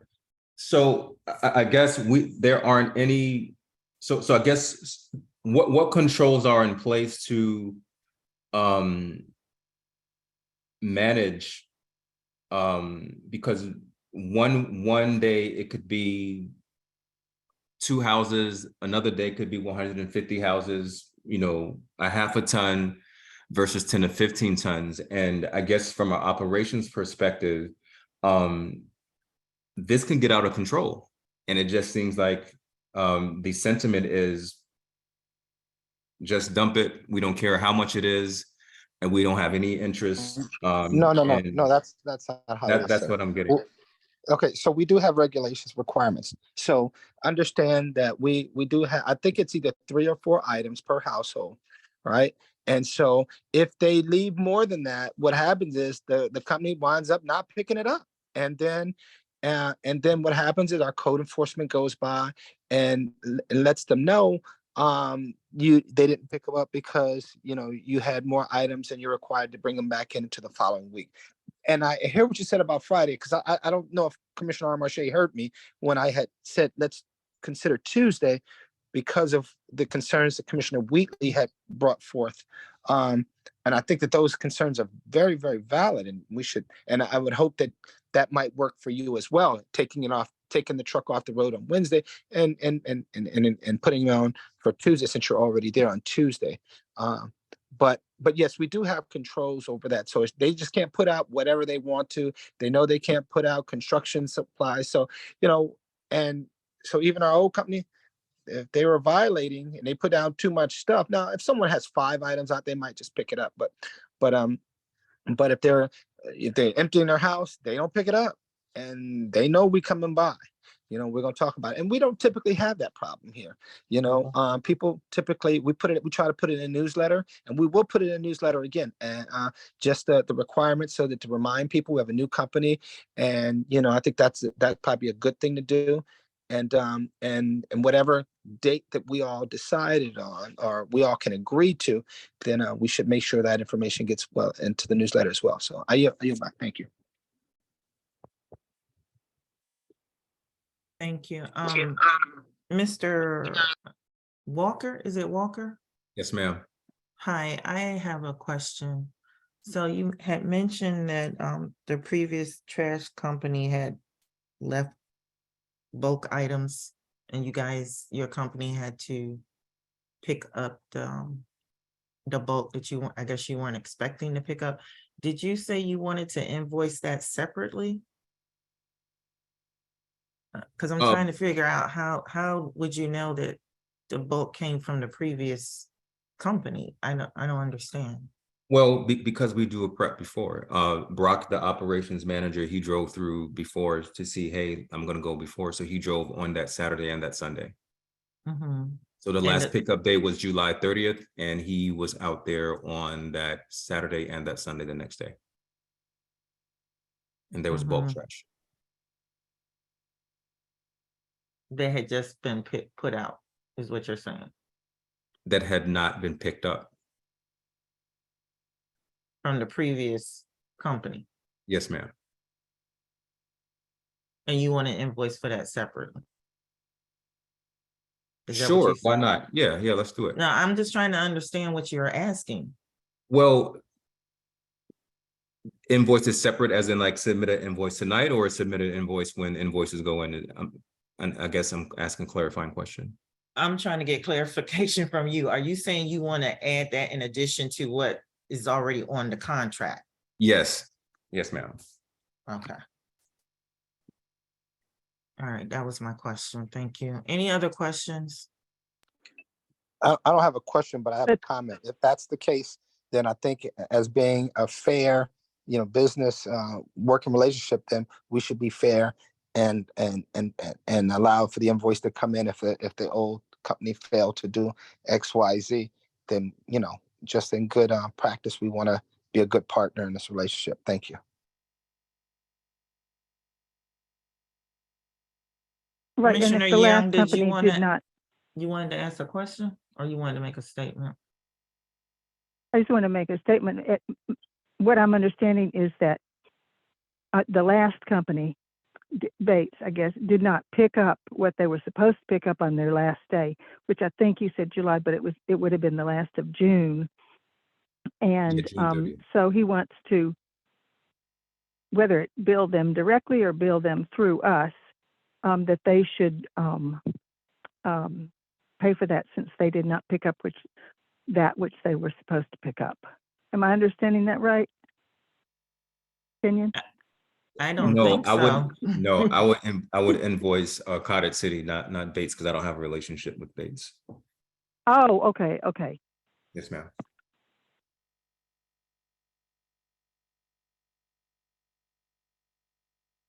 And that's why I asked the question, because I wanted clarification. So now we know that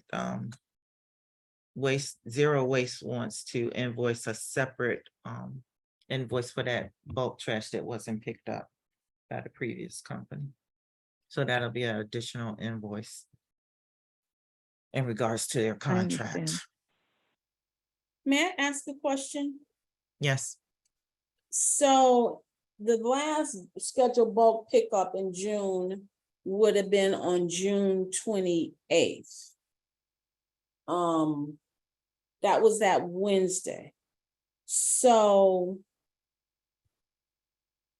to say that they didn't pick it up, it could just be that it was put out after that last bulk pickup.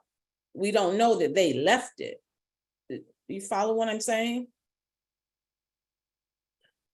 Because to say that they didn't pick it up is not accurate if we don't know, because the last scheduled bulk pickup would have been Wednesday, the 28th. Those items could have been put out after that.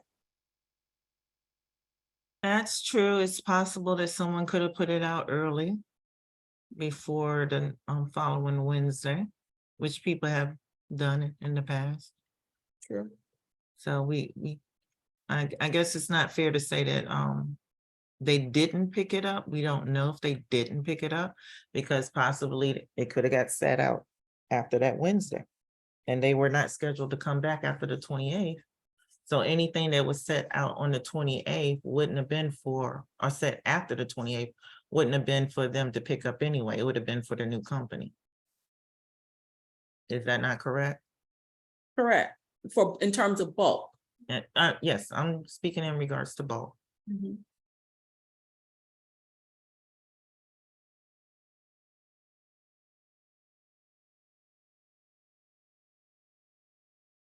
So I don't think it's fair to say that Bates didn't do it. I don't think that's fair. Any other questions or comments or discussion? No, I don't have anything else. It's good to know that code enforcement is a partner and backup to make sure that things don't get out of control. That definitely makes me feel a lot better regarding the bulk. And no, I don't have any other questions or comments. I thank you all. Thank you. Well, I need clarification. So in terms of them billing us for that bulk trash after the 28th, are you all in agreement on that or not? I haven't heard from everybody, so I need to know how to proceed. I think Wanda brought a valid point. I mean, if we don't know that, if there's no, I mean, there are people that put stuff out on the weekends because that they're home on the weekends. And that's likely what occurred, and with anticipation, and they should not do that. Just so you'll know, Mr. Zero Waste, they should not be doing that, and we should again educate our residents, re-educate our residents. But I think even so, I do agree with Wanda on this. I think what we need to make sure that we go ahead and get an understanding of is when are we going to do the bulk trash pickup?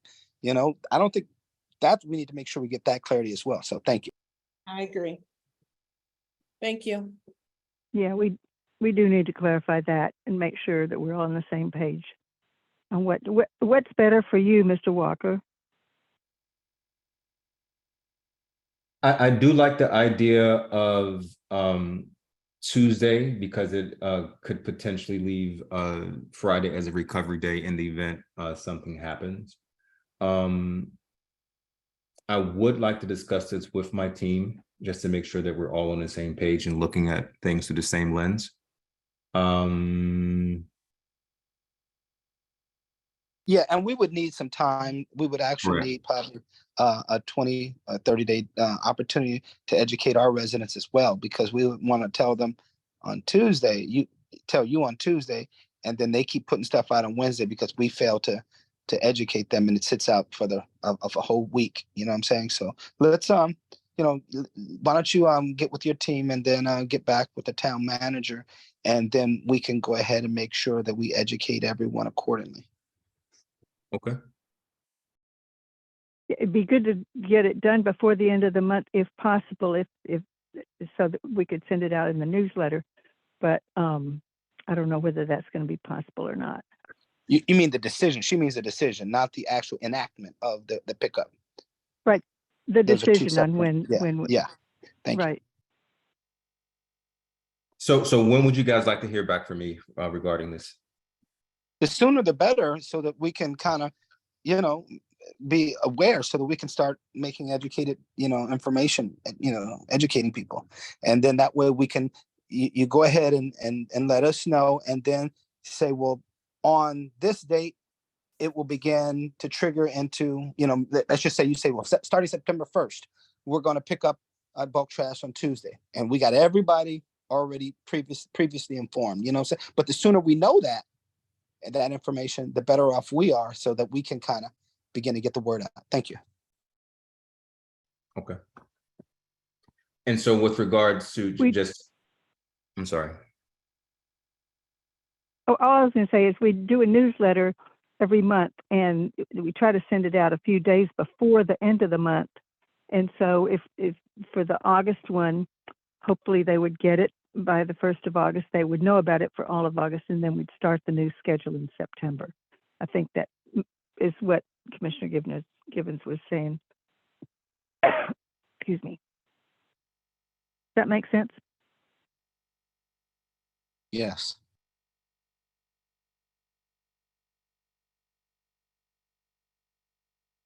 If that All would work right. for you, If Mr. Walker, there's- that'd be great. If there's no further discussion, I think we're ready to move on. Thank you, Mr. Walker, for joining us tonight. All right, Thank you you. all enjoy your evening. Thank you. You too. All right, bye. Thank you. Bye. All right, next, before we go to the town manager's report, we still have Senator Augustine with us, and I wanted to give him a few minutes to discuss a project that he is sponsoring in the Senate in regards to the arts. Thank you, Chair Wheatley, and thanks everybody for allowing me to continue to be a part of the conversation this evening. Chair Wheatley asked me just to go back and mention to you all a piece of legislation that we did push through in this last session. It's called the Prince George's Gateway Development Authority.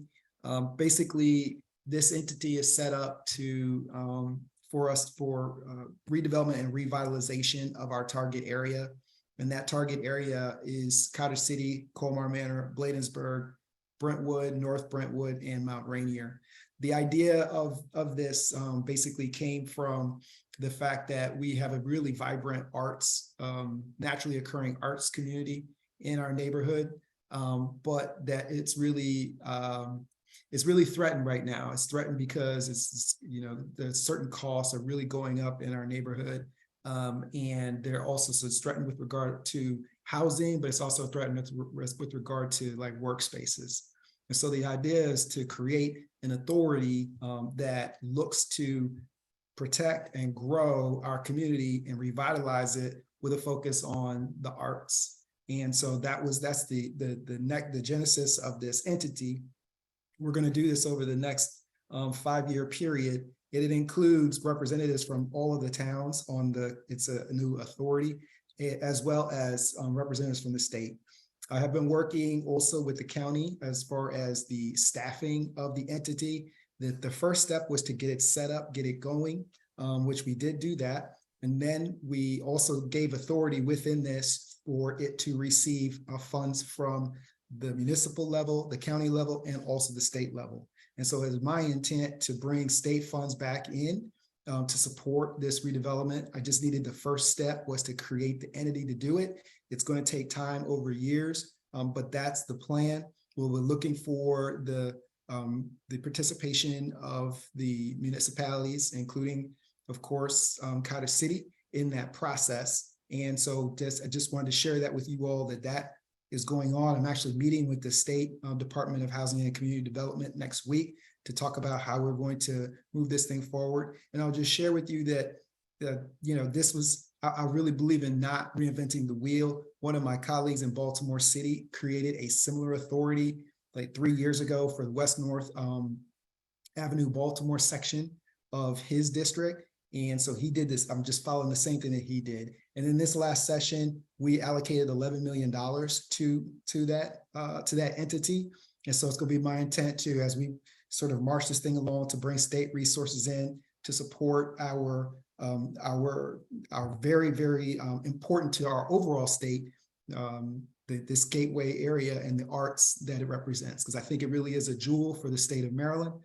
We need to really support that. That's the argument that I'm making to my colleagues in the state, that we should be doing that, protecting it. And so that is an entity that we did pass this past legislative session. So thank you, Chair Wheatley, for reminding me to share that with you all. And there will be more to come. It is a long-term process, though. This is definitely like a long-term, multiple year process that we're going to be employing on this to improve where we live and make sure it stays for those who are already there, that are already invested in it. Thank you so much, Sounds great. Yes, thank you. Thank you, Senator Augustine. We really do appreciate you, all that you're doing. And there's a question in the chat for you. And it is from Josh. How does this new authority relate to the new zoning map that was passed and the changes to zoning along Bladensburg Road? It does not have an impact on the zoning. The target areas, which is in the legislation, is tied to our municipalities. And so it has to do with revitalization, and it will work within whatever the framework that the county comes up with regard to zoning. We'll make sure that this entity helps to, just by way of example, there have been certain properties that need some additional investment in order to make them able to support workspaces for the arts, for example. And so we're going to try to get it so that we have money that can help with that. Now, the zoning of that still has to meet the whatever the requirements from the county are, but this entity is there to help to make it work financially and to also to plan and make sure that we're focused on keeping that character and building our community around what we already have, which is this vibrant arts community. Thank you, Senator Augustine.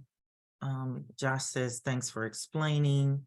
And again, we really do appreciate everything that you, your team, our delegates, everyone in the 47th are doing for our communities. You guys are doing a lot of work, a lot of hard work, and we're here to support you in any way we can. So please reach out to us if you need us to write any letters of support. I know we did submit one letter of support. If you need more, I'm sure the commission will be happy to do that. At least I hope so, because I think this is a great opportunity for all the municipalities that you listed and named. And so we're just really looking forward to this coming. We know it's coming down the pipe, but we're really excited about it. And thank you so much. Thank you. So am I. We're really looking forward to it. Thanks. Great. Thank you. I agree. Thank you so much. All righty. Going to get back to our agenda. Town manager, discussion of the signage for the tot lot. Yes, one moment.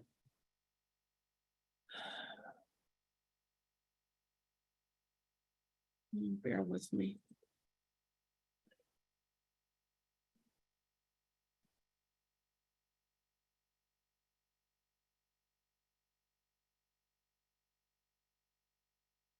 While you're getting that, I just want to say I agree with Wanda, who earlier said whatever best matches the signs that are already there makes sense. Okay.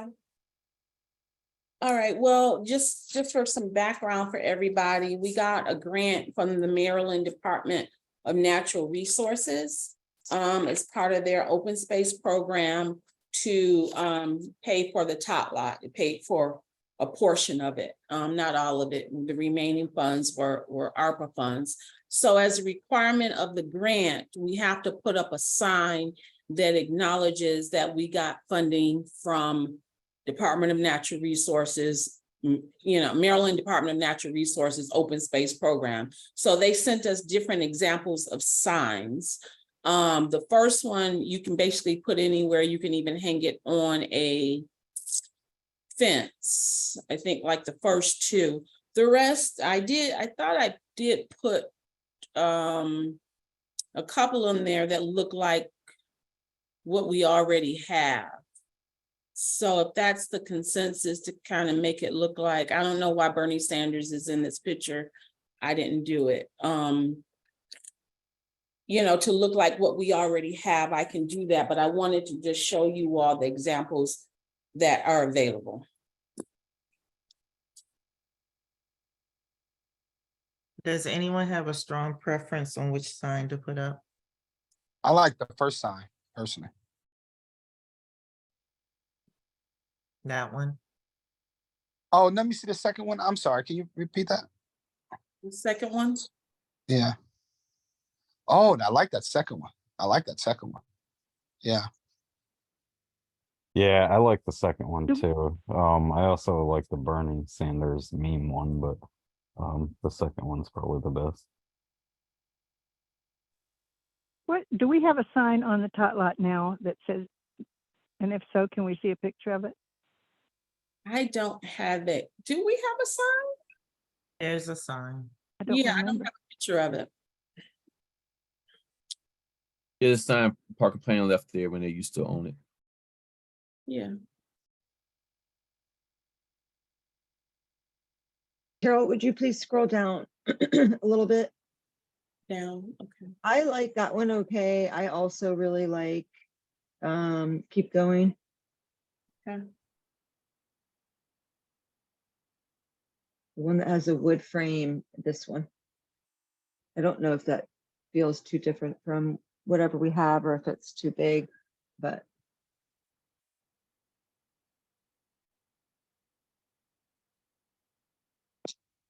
We're I just don't gonna have a something preference. small that's mounted to the fence, I guess, the other one that everybody was saying, but, I mean, you said that we received a grant for this? Yeah, it was a How few much? years ago. It was what?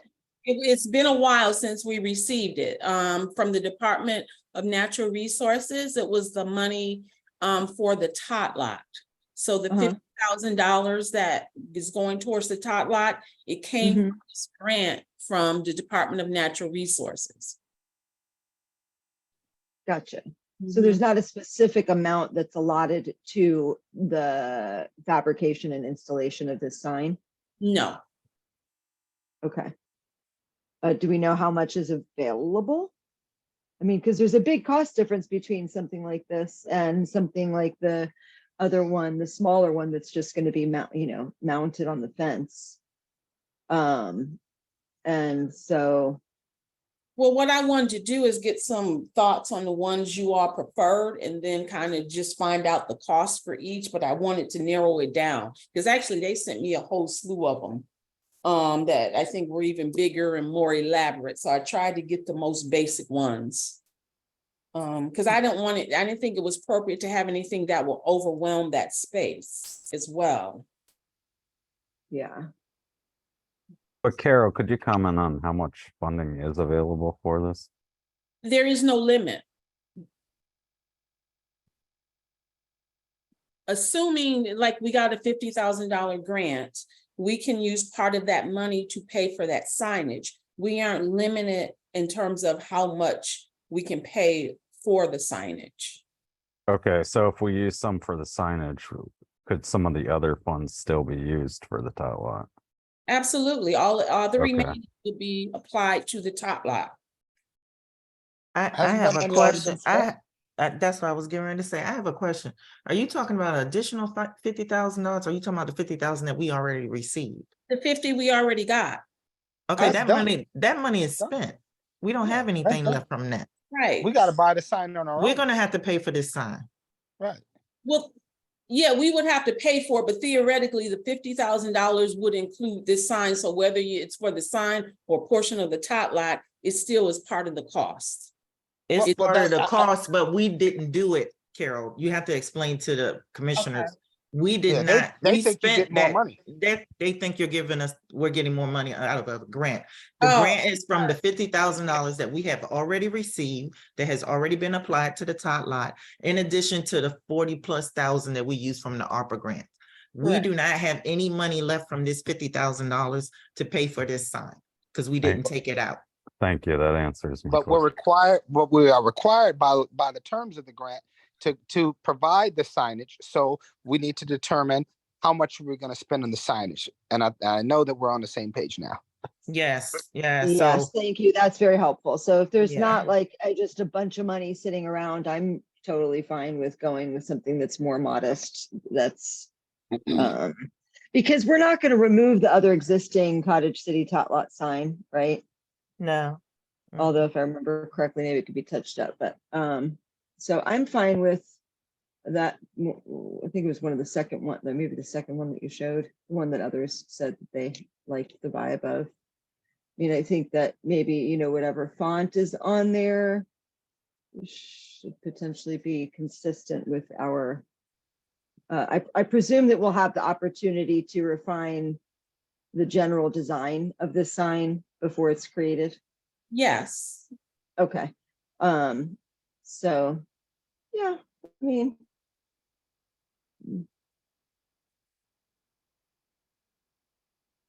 It seems like most people are with number 2. I don't have And a I'll go along with preference. that. If Yeah, I don't have a preference if I don't that's have what a they strong want. preference, but I'll go, I'm sorry. Yeah, I was just saying the same thing, Commissioner Young. I don't have a preference. Whichever sign the majority wants to go with, it's fine with me. I just simply suggested that we try to keep it similar to what's currently there. Okay. I agree. I would like to acknowledge the comment by Josh in the chat box. It's mentioning about the sign being installed on the fence is making me think that we should just be aware that like a sign like this, is this intended specifically to be mounted on a chain link fence? Because if I remember correctly, we're replacing the chain link fence with something that's more like an iron fence. So just making sure that it's something that could be still easily installed. Yeah, good point. Yeah, we can mount it on either or. It's mounting pins, so it's not that big of a deal. So whatever we eventually, even if we put it up now and we got the what's the name later, we could still modify it.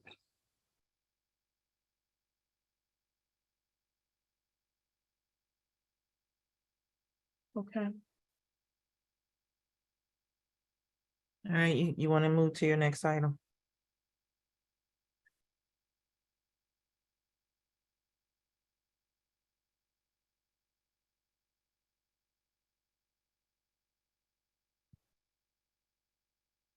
Carol? Yes, one moment.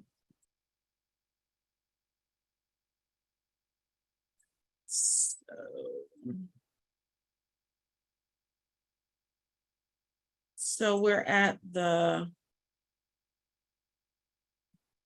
police department report. No, we're not. You No? have one more item. Oh, the composting, I'm sorry. Okay, one moment. All right. So I spoke to 3 different companies about composting options for our town. And I even spoke to one municipality to find out what their experience had been with it. Many of the offerings are very similar, which makes this much easier to kind of assess. I spoke to Compost Crew, Veteran Compost, and Compost Cab. Each of them, well, Compost Cab and Compost Crew offer what's called drop-off service and curbside service. So the drop-off service is basically where we have a location and they put a number of bins, 65-gallon bins, and our residents can go there and drop off their food scraps in those bins. Okay. The curbside program is where they, for participants, because they do it based upon who's participating. They don't just do a blanket, we're gonna cover this whole town. They do it based upon participants. That was consistent for both of them. And they will pick up the scraps from the homes in bins. Both of them have a cost associated with those bins. In the instance of the Compost Crew, the cost of the bins for 5-gallon, cost of the buckets for the curbside drop-off is $18. For a 12-gallon bucket, it's $26. In College Park, their program is fully subsidized. So they pay for the buckets for the participants for the curbside. But I was talking to the representative from Veteran Compost, and he was saying you can either fully subsidize it for your residents or you can pay a portion of it and they can pay a portion of it. It all depends on how you want to execute it. Okay. Now, in order to have that's for the curbside. So the cost per month for curbside, and it's per participant or per home, it ranges from $25 to $35. It's a range because the more people you get to participate, the cheaper it is. So for example, College Park, which is fully subsidized, may not be a good example. They're charged $20 to $21 a home monthly. That's pretty low. The average is 25 to 35. So for 40 homes, they would pay $10,000. Okay. And each person who was participating, who would buy a 7-gallon bucket, they will pay $20 for a one-time fee, or $27 for a 12-gallon bucket. Veteran Compost only offers curbside. Hold on, I lost my train of thought. Yeah, they only offer curbside service, but the difference with them is each participant does not have to buy the bins, but their cost is on the higher end. So in some way, they're still paying for it, but all of them ranged from about $25 to $35 per month per address. Now for the drop off, it depends on how many bins you get. There's a delivery fee of $50, and it would be $200 a month for the bins for the drop off service. So if you're looking at a month, $200 a month for a year, it would be $2,400 for the year for the drop-off service, whereby residents can go to one location and dump their scraps into the 65-gallon bins. So obviously the drop-off service would be much cheaper. The question becomes, how much would the town want to subsidize if they do the curbside? Because it does vary significantly. And then it's also a question of, getting people to participate.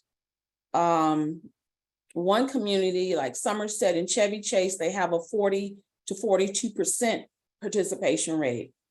Falls Church has a 20% participation rate, and they're partially subsidized. College Park is only at 8 or 9%, and they're fully subsidized. But the issue is at College Park, there are a lot of students and rentals. So that is probably the reason, according to the representative, why they have a low participation rate, even though they're fully subsidized. Because the thinking is, if it's fully subsidized, you would get more people to participate. But that doesn't seem to be the case in College Park. So it's kind of the aberration. But Chevy Chase and Somerset are at 40 to 42%.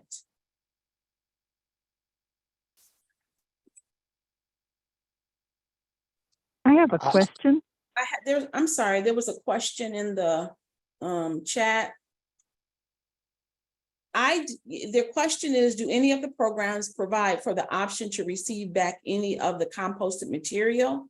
For example, could the community garden receive any composted material back? No, because they use that, and I think that's how they make some of their money. So that was not one of the options, but that is a good question. My question is actually related to that, and that is, it seems fairly expensive when the participation rates are generally so low, and I wouldn't expect a Cottage City to be that different. So I guess what I'm wondering is this a project that the community garden would want to undertake and then use the composted material in the community garden? Is that something that I realize we don't have, the people in charge of that here, but some maybe, well, it's the same question that Kevin just asked. That might be something to pose to the community garden, and then when they meet, they can talk about that. Because it seems like if composting is going to be done, the community garden is the obvious place to use it. And so that might be a project that they might be willing to undertake. John, have you discussed it with any of the community garden people? No, but thank you. I really wanted to speak on this because that was one of the things I was thinking. I mean, if the buy-in rates are this low, I don't think we should commit funds to it, but it might be something that we could put out in the newsletter to try to see who was interested in composting. And then based off that, you know, I would certainly be happy to talk to the community garden, possibly see maybe if, you know, potentially there was a way that, you know, the community garden might be interested in a community-wide composting program. Let me help you guys out. The Yeah. community garden did have a composting situation at one time, and if Miss Robinson is on, she was a part of it, you know. And I think they even went and I think, as last I know, matter of fact, when Donna Hayes, former Commissioner Donna Hayes, passed away, I think we gave them the composting unit that they to give down to the community garden. So I'm not sure where they're at with that, if they want to be involved in that, because it's my understanding it was work.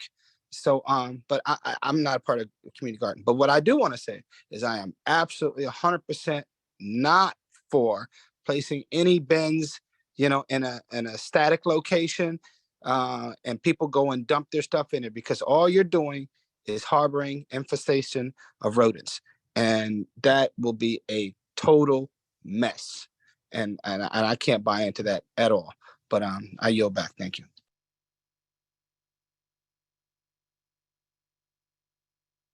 Any more questions That's a or good point. comments? Yeah, no, it's a great point, and you know, the rodents are definitely an issue. I think it's something we could maybe look into, but yeah, I just wanted to hear more about it. Thank you. All right, if there's no more discussion, we'll move to the next item.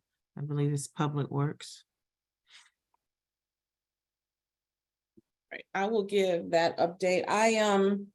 Today I did a ride through the town with the public works staff to identify our priorities. We're continuing with the street cleaning. They had completed Ward 1 and we're continuing. We're also are doing the painting of the curbs, the yellow. That will be ongoing. We kind of got to break up our time in terms of priorities. Ideally, the curbs, because of the heat now, should have been painted back in spring when it was cooler. So yeah, it gives some challenges with the paint and the heat that the staff has been experiencing, but that will be ongoing. And I went through and identified like curbs that are basically where the yellow is almost always are all gone, you know, and we do have that for some curbs in the town. So that is ongoing as well, and as well as the street cleaning. We also, I addressed the issue with the tot lot. That's going to be an ongoing challenge, because even though they had pulled the weeds and used the weed killer, those weeds are sprouting up more and more. So it's going to be an ongoing battle. That's just the nature of that surface. You can get weeds. So we've established a routine whereby there will be routine treatments to go in there and pull those weeds and do the treatment with the vinegar-based weed killer. So we Could I ask a question about that? Sure. There's been some discussion about getting a different surface in there. And I think the surface that we're talking about, I was recently somewhere where they had I can't remember where it was exactly, but where they had a similar kind of surface. I know where it was. It was at Glen Echo for the folk festival. There's a similar kind of surface there. And I think that would prevent the weeds in addition to making it safer for any kids who might fall. So that might be something that we want to think about when we look at the issue of redoing the surface. Yeah, I think she's saying right now, until the commission makes a decision, because we did want to discuss Right. more of that once we see additional funding and sources of funding. Right. So I think she's saying like, let's get this done now for what we have. But I do want to say, I appreciate you guys doing the painting, but you're right, it's too hot. The paint dries faster because it's a quick dry paint. But even more so, I think it's more appropriate to get them to clean the streets first. Because, my street, I've asked for my street to be clean. I'm not exaggerating, the last 4 months or more, and they still haven't been clean. And, but I did see where you guys painted the curb over on 41st. And while I understand the need for those to be painted, I think it's more important that we clean my streets, all of our streets. Citizens care about that more and how they're, what's things look, as opposed to necessarily, not to say that that's not important, but I think we should hold off on that, make sure until we get all our streets clean first, and then maybe proceed to that. And then maybe whether the temperature will be lowered a little bit more, and maybe get them to clean the streets in the morning times before noon, before it gets absurdly hot. But I yield back. Thank you. Yeah, that is the practice for them to do the outside work earlier in the day before it gets hot. But I will take note of that in terms of, yes, the priority is the street cleaning, and I have expressed that to them. There is a list of priorities that, I had established with Greg and just trying to address them. But I just want to just make sure that, we're still moving forward. But I agree, the street cleaning is key because it goes to the appearance of the town and how it looks and the upkeep. It's big. Yeah, I do understand that. Yes. Good afternoon, everybody, or good evening. This is Mike Folks, Code Enforcement Officer. May I speak? Yes. So just to give you a little bit more insight on what's going on with Public Works. So we're going to start from the top. Since I took over, we've run into a lot of problems. Number one, staffing. We're a man short for the things that need to be done. We're kind of short. Two, as far as those guys cleaning the streets, for the past 2 or 3 weeks, we have been, and myself personally, just taking time off code. I put code to the side and actually got out on the street physically myself and was sweeping streets. The problem is, just as fast as we sweep it up and get it done, a lot of these streets, just like the bridge at top on 38th, cleaned it up. And it's just as fast as we clean it, it's just as fast as people come through the town and drop trash down. So we are fighting a bigger problem than just trying to keep these things clean. The leaf picker machine has been broken, has been down for a while. So I do notice that most of the time when you look on a lot of these streets, it's leaves that are in the streets that causes clutter, which, catches debris, catches dirt, and also it catches bottle cans and things like that. So this is the problem. So we just put that in the shop to get it fixed.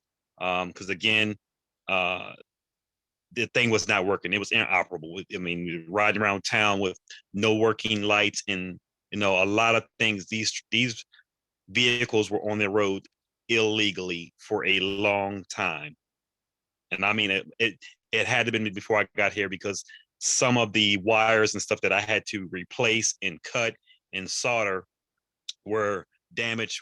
They've been damaged for a while. You can tell by the rust that was on them.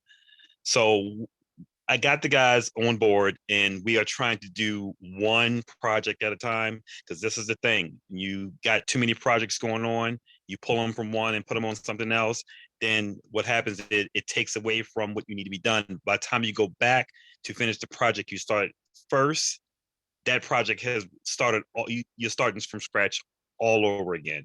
So we have been trying to, like I said, clean up different roads. The priority, what I was told was, Bladensburg is the most important road you need to fix first, because it Bladensburg and 38. It is the pillar of, Cottage City. So we started there. In addition to a lot of those things, as far as when it rains extremely hard, you're going to get those leaves and all these other things that's going to wash down to these gutters. And it's going to run fast, because the other day, I know we got a complaint about something that was on Bunker Hill. I literally, myself and Bryce, went down there last week before his last day. We went down there and we cleaned it all up, got everything out. 2 days later, a complaint comes in, which is fine. It's supposed to. It was full of leaves again. It's just the nature of the way they have the roads, the way the rainwater runs, and you're going to get that continuously. So again, Public Works, I'm trying to get things in order. Like I said, we got both trucks running properly and legally now. We're getting, the lawnmower has been fixed. So I'm going around helping these guys at least 5 hours out of a day. So I'm only doing code for 3. Yeah, I might be falling a little bit behind on certain things, but we're trying to get Public Works up and running, so that way I can take time and go back to code and do what I'm supposed to do. In addition to all this, I was suggesting that we need to really get something in the newsletter to have these residents to go out there to really start paying attention to what's in front of their homes and start, in the common areas, because that would help out Public Works a lot. Instead of us having to sweep in front of their house, well, if they get out there and clean in front of their homes and in the rear of their homes, it wouldn't be so hard on Public Works to have to keep cleaning the streets as much.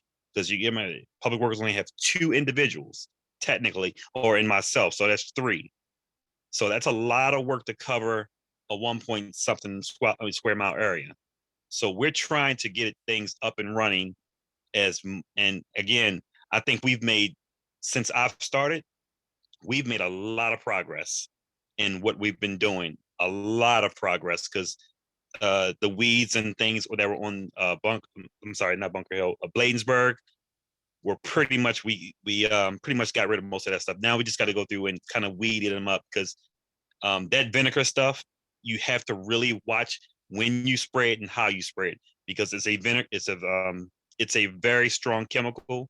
It can technically somewhat be hazardous. So we have to spray it on days when there's no wind, because if it's windy and you get a whiff of that stuff, depending on who you are, you can pass out really quickly.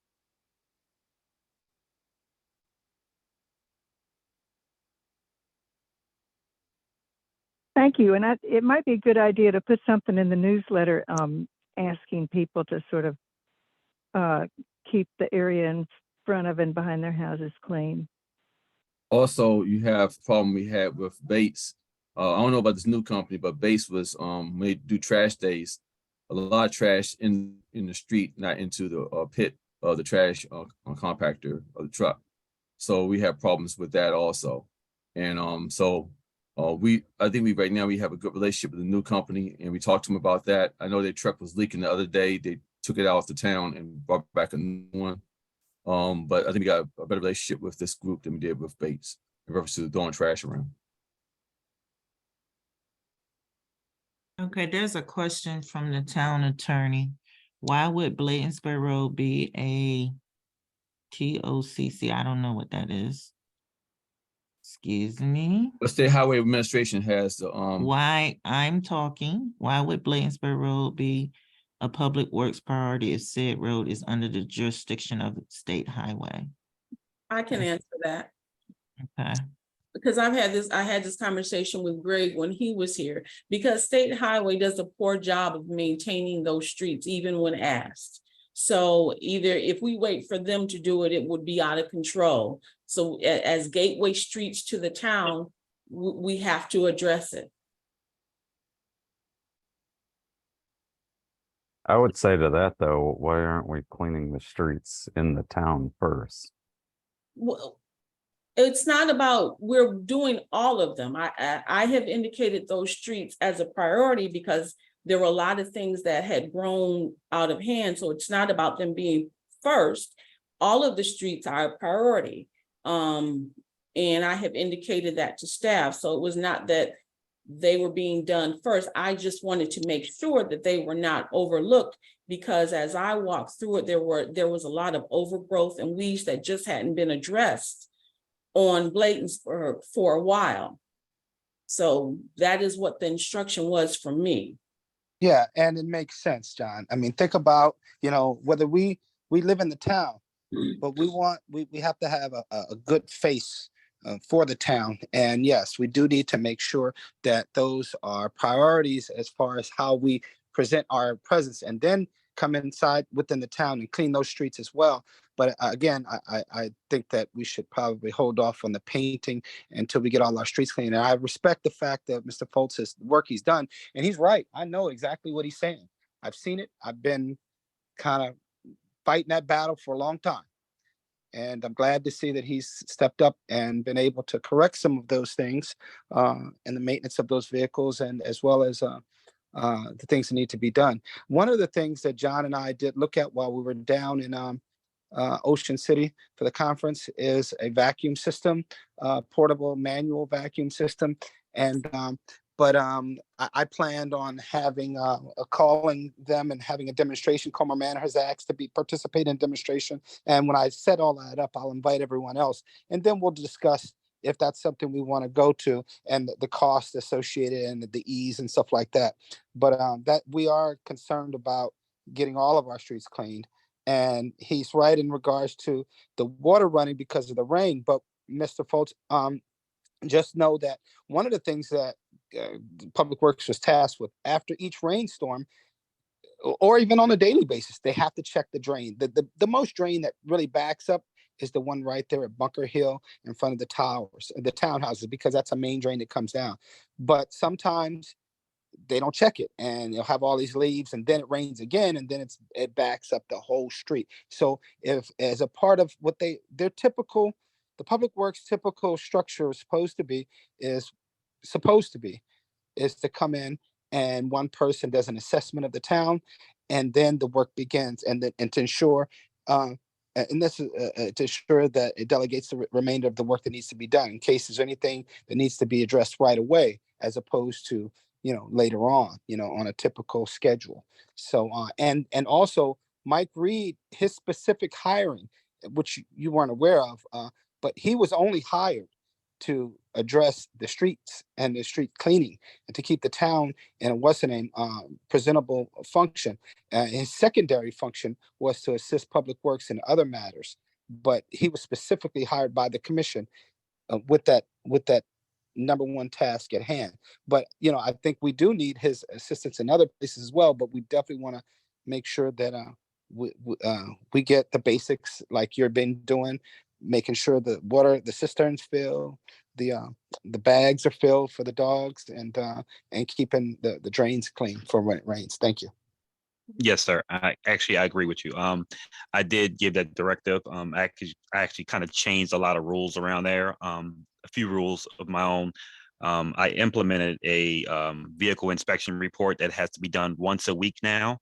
I don't think it's ever been done. So they have to, whoever driving. So that'd be myself, anyone who drives Public Works vehicles. There's a vehicle inspection sheet. It must be done every week, signed and brought to me so I can look it over to make sure that, something goes wrong. Okay, I know where where the issue happened. I looked at street sweepers online used. I think the what they call the walk behind street sweepers, I think that would be a great help with keeping the streets, especially in a township, because a used street sweeper, some of them you can get $4,000 or $5,000 depending on what you get, and you get a walk behind, and it has like a bucket thing, and you can just bring it back up, dump it off. I think that would help a lot, especially with the leaves, not so much, but we have a leaf picker up thing for that. So, but I think a street sweeper would really, really help out as far as keeping the streets clean in Cottage City. So yes, I agree with you.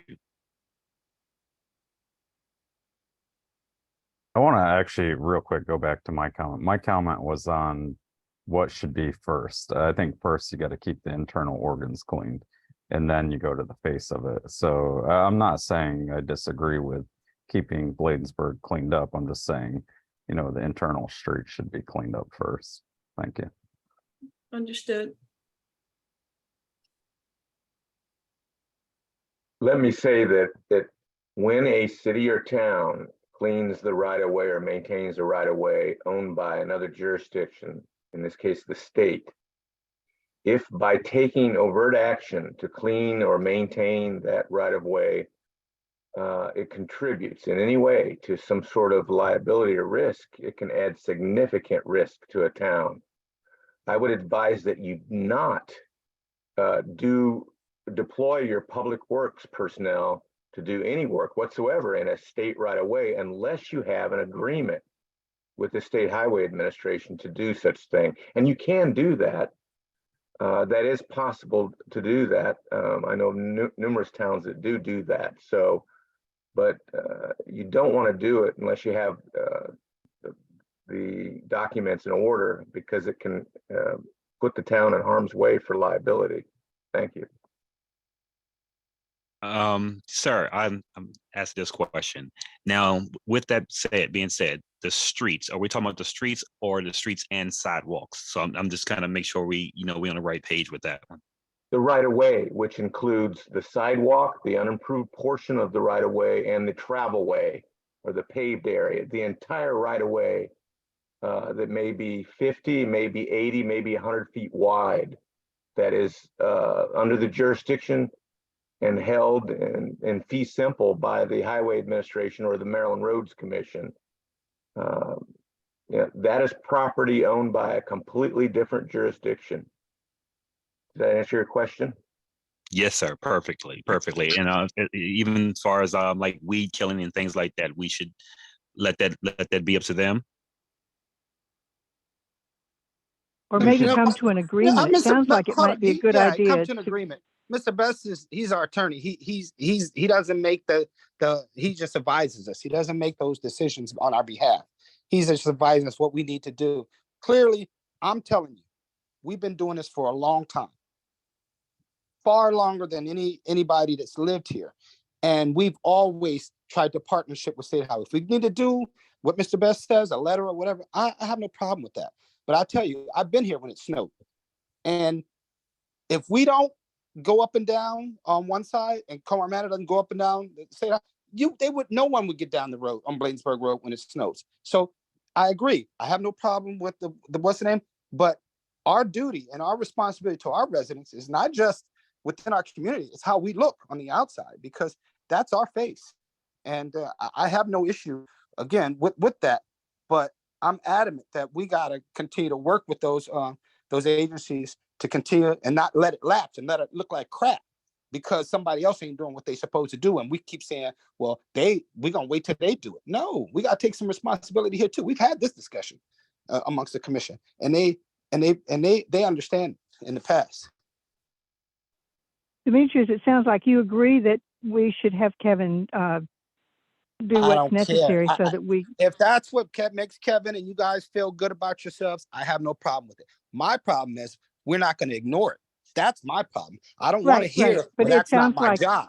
I don't want nobody in the town to tell me what's not their job, because our job is these residents of Cottage City, and we represent as the commission, we represent these residents, and we have a responsibility to them.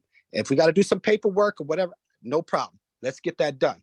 But let's make sure we take care of residents. Let's move to get that done. And if we need to take a vote on that, we should probably do that, because it sounds like that's the right thing to do so that we can continue to do this. Yeah, I agree. I mean, we need to do it, but let's get the agreements in place. Miss Richardson, is that something you could take care of? Yes. Okay, I think we should let the town manager contact State Highway. Yeah, it'd be District 3. Call the District 3 engineer and ask them for an MOU so that you all can deploy your workforce into there right away.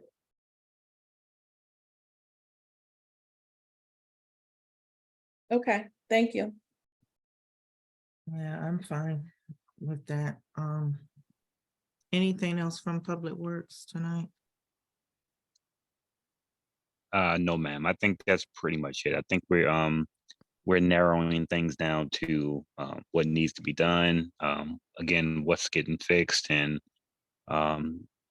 getting guys to do everything that needs to be done so we can square the town away. And like I said, work one project at a time and get it, get Cottage City back on the map. Okay, thank you. Thank Thank you so you. much. Yes, ma'am. All righty, let's move on. Police Department, Chief, you want to give your report? Yes, instead of going through my report, I have some things I want to talk about and get permission to do. As you're aware of, we have a couple of grants that came through. One was retention and replacing police officers grant, recruiting grant. We got that grant, and we're looking forward to getting another one for 2024. But right now we have another grant that came in reference to trying to be more accessible to our community, as well as acknowledging responsibilities for our training. So it was like a training grant / accountability grant. We got that from the state. So when I looked at it, we applied for 106,500. They gave us 160,500. So when I spoke to them today, they advised me I can reallocate the money. I don't have to give the money back. I can reallocate the money. So I told them that I looked for a transportation for our programs, a bigger bus or shuttle for activities for our seniors as well as our youth. And I said, can I use it for that? He said, most definitely. So what I did was yesterday I went out to look at some buses, and I got one for used bus. Is a 2017 bus shuttle. I have pictures. If I can share my screen, I can show you the pictures of it.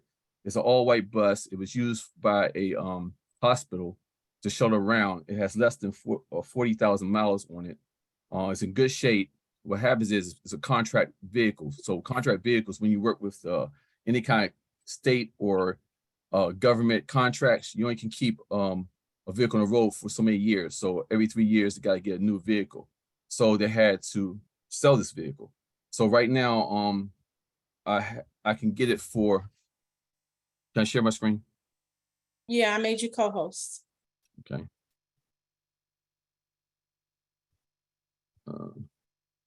Chief, can I ask you a question while you sharing Sure. your screen? Did they give that to you in writing that you could reallocate the money? Did he say that? Did he send you an email or something? No, what they told me you have to do is I have to go and reallocate the money on the site, and they will approve it. So once I get approval, that's when we can move forward to actually purchase it. But I'm just giving you of what my idea is to see if you like the idea, if I can go ahead and move forward toward it, because I got to go in the system, and the $54,000 that's left over, I got to be allocated to that program and submit it. Once I submit it, once I get approved by them, they will send another letter saying that you can reallocate these funds for this project.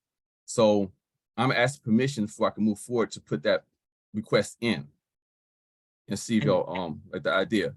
And then they'll give you something in writing saying that you Right. can. Okay. Right. Let's see, I'll open this up. You'll How see my much? screen. Excuse me, I'm sorry. Somebody said something. How much is it? You didn't say. Less than 50,000. So I can use the remainder of the grant to actually outfit it and also put the logos on it. Can you make the pictures bigger? Yeah, I'm some kind of way I got to. Let me drop this down real quick. You could just pick any one.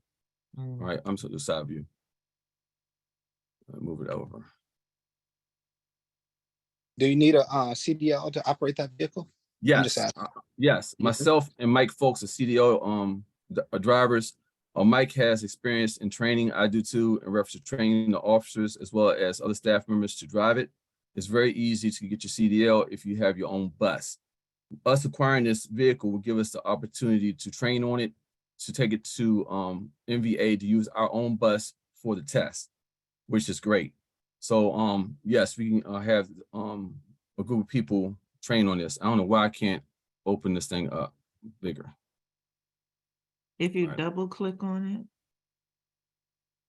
If for some Does that- reason, Does that bus have a ramp, like a handicap ramp thing on the back? not this one, Come on, man. Okay, not this one, but he said he might have some other ones coming in shortly. So once we get the grant approved, we can look around, see if we can get one. The only problem I kind of stay away from that is because they break down a lot. Those lifts breaks down, especially those older buses, and they're very expensive to fix. My suggestion is to have more space for passengers than, because right now that's a 25 passenger. If we get a lift, we will go down to almost a 16 or 18 passenger because the lift takes a lot of room. So my suggestion, go with this, and then if we can get a smaller van later on down the road that can have a lift on it, can let like 12 people with a lift, we can get that later on. But right now we have a lot of activities we want to do with the seniors and our youth, and we just don't have the vehicles to actually transport them unless we do 2 trips. We have a big camp coming up that we're looking at almost 30 to 40 kids, and we asking volunteers to give us loaner buses to actually transport them. So to have our own bus would be great to do our events and stuff, especially with our seniors want to go on trips.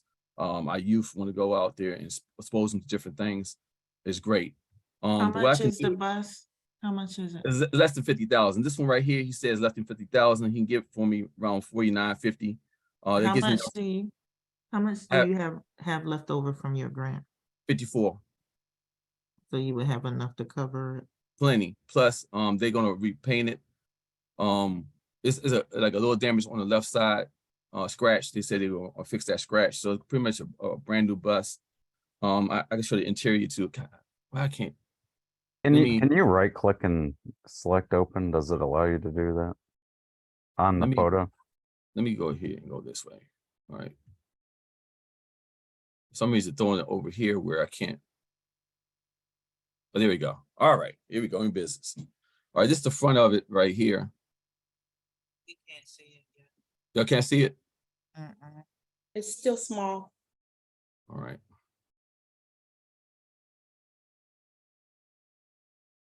If you can see it on There you your go. end, try You see it? try changing the share screen.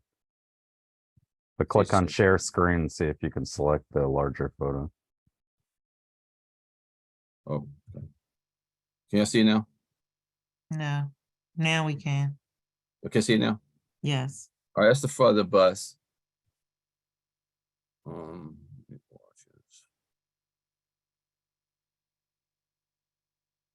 This is the front of the bus, and let me see if I go ahead and show you the side of it and blow it up.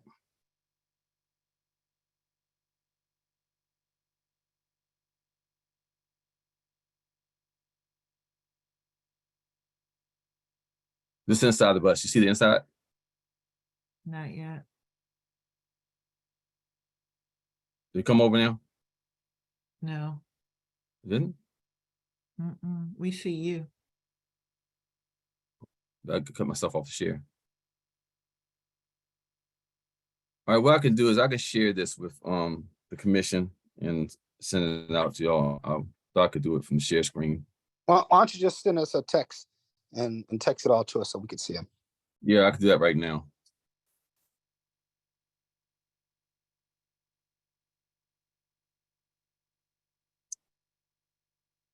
All right, let's see.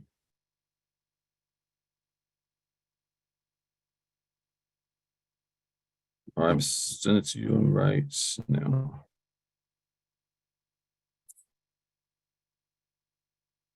It's coming across now to y'all.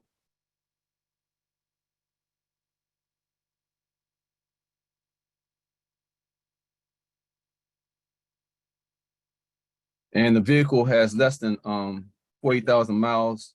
It's a 2017. They gonna have what's called cell ready.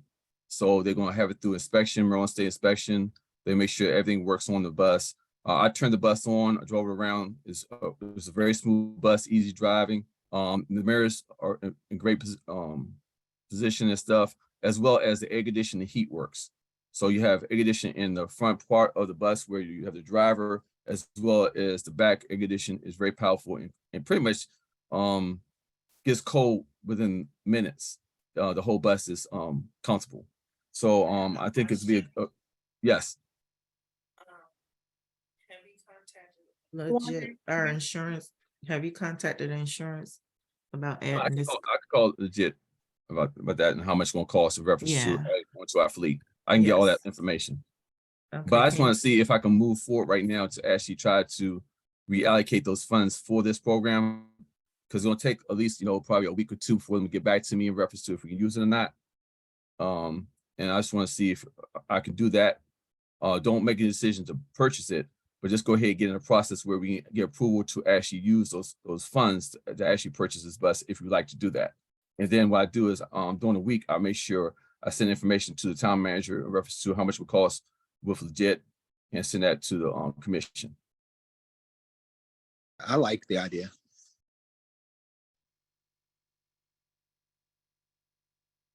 Yeah, Um, I'm a big supporter of grants and I mean, getting funds to pay for that stuff. So I'm a big supporter of it as well. yeah, I don't have a problem with it. Commissioners Armache and Young. I think it's a great idea. Thank you. Me too. I agree. And so what you're doing now is you're moving up from a 15 passenger van to a 25. That means that we can take a trip for people up to pretty much 40 people. I would just ask, with all due respect, can you put a nicer font writing of the town of Cottage City? Because I really don't like the font that you guys have on the van. I don't like it either. The reason why I went that because we didn't have enough money. But right now, we're gonna have enough money. I have a designer now. He's designing some photos. I was hoping I have it tonight, but Mr. White, he does our stuff for our vehicles. He's gonna give us some artwork in reference to making it look real nice and appealing to the community. Thank you. Would Yes. you also be getting rid of the other vehicle to help fund some of it or? No. No. You need a smaller transportation because you have some areas Gotcha. where Okay. Yeah, you for only your have like 10 smaller people. runs. Yeah, small Gotcha. runs. Understood. Thank you. But this will be fully funded by the grant. Is that it, Chief? That's it. Let us know what you find out, please. So I can move forward with the reallocate of the funds. Yeah, we all said we agreed. All right, thank you. Mhm. So any other questions for the chief in regards to his department? Also I had 2 more grants that's supposed to be coming in. I spoke to him today. We are going to get them.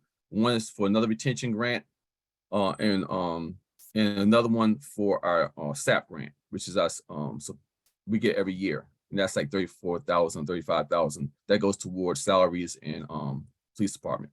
That's the one. It's called supplemental police protection grant. Okay. So I would just ask that if we can better utilize some of the extra vehicle, or at least one of the extra vehicles in town for decoy operations, maybe for like 1 or 2 days in certain locations and various locations because of our, just to give a better presence right now because we have a number of complaints in regards to speeding and throughout the town and running stop signs and stuff. Thank you. No problem. We can do that. Yes, sir. That's all I have. Okay, thank you. If there's nothing else, we'll move to the next agenda item, which is Ward 1, Commissioner Young, you wanted to report out on the senior camp. Yeah, a resident asked me about that, whether the town would be paying to send people to the senior camp. And Carol asked me to find out when it would be exactly and who was responsible for it. I found out when it's going to be. It is the last week of August, and I think it goes right into September. But I did not find out who puts it on. Does anyone else remember whether we've paid for this in the past? Yeah. I know Yes. people have gone. We have. Yes. Well, basically, a request has been made that we do this again, and I think that makes sense. If we've done it as a regular thing, I don't know how many people would be interested in going, but it's the last week in August, and I don't know the deadline, but I can try to find out more information, and I think it would be a good thing to offer that to the seniors.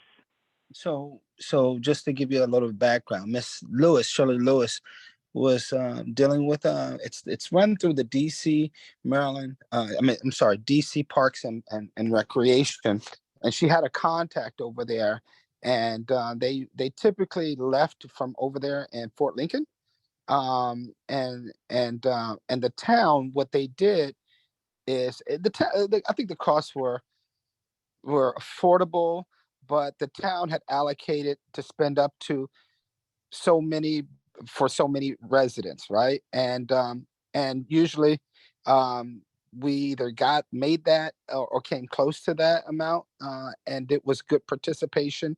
We didn't do it every year because of COVID, but it was for one time. It was for a week-long period, and then another time it was for it was only for like a day or two, if I'm not mistaken. So it's a various program. So you have to find out whoever the contact person is over there, and maybe work with them, and then put them, bring it to the commission so they could fund it. The commission previously had totally supported it.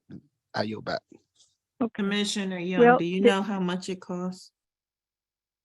No, I'm sorry, I don't. But what I could do is suggest that Shirley get in contact with Carol and share the information. And if everyone approves of that, since we're not going to meet in August, if everyone approves of that, and we can find out what the deadline is, hopefully it wouldn't be so soon that information about it couldn't go out in the August newsletter. I just heard from her just a couple days ago, so I'm sorry I didn't get that information to you sooner. But I'll ask Shirley to contact Carol and get enough information so that we can put it in the newsletter. And that's all I can do at this point. Yeah, and ask Miss Shirley to get the cost, because we need that information, so we'll know how much to. Okay. So the cost and who we pay it and- to and how long it lasts, and that she should get that information to Carol and find and a deadline, I guess, what the deadline would be.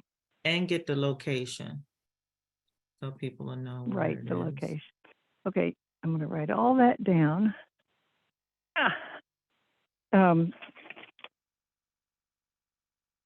So the cost, I'm looking at the location. Yeah, you- they don't have the cost on here for some reason. I think in the past, they provided the transportation to the camp.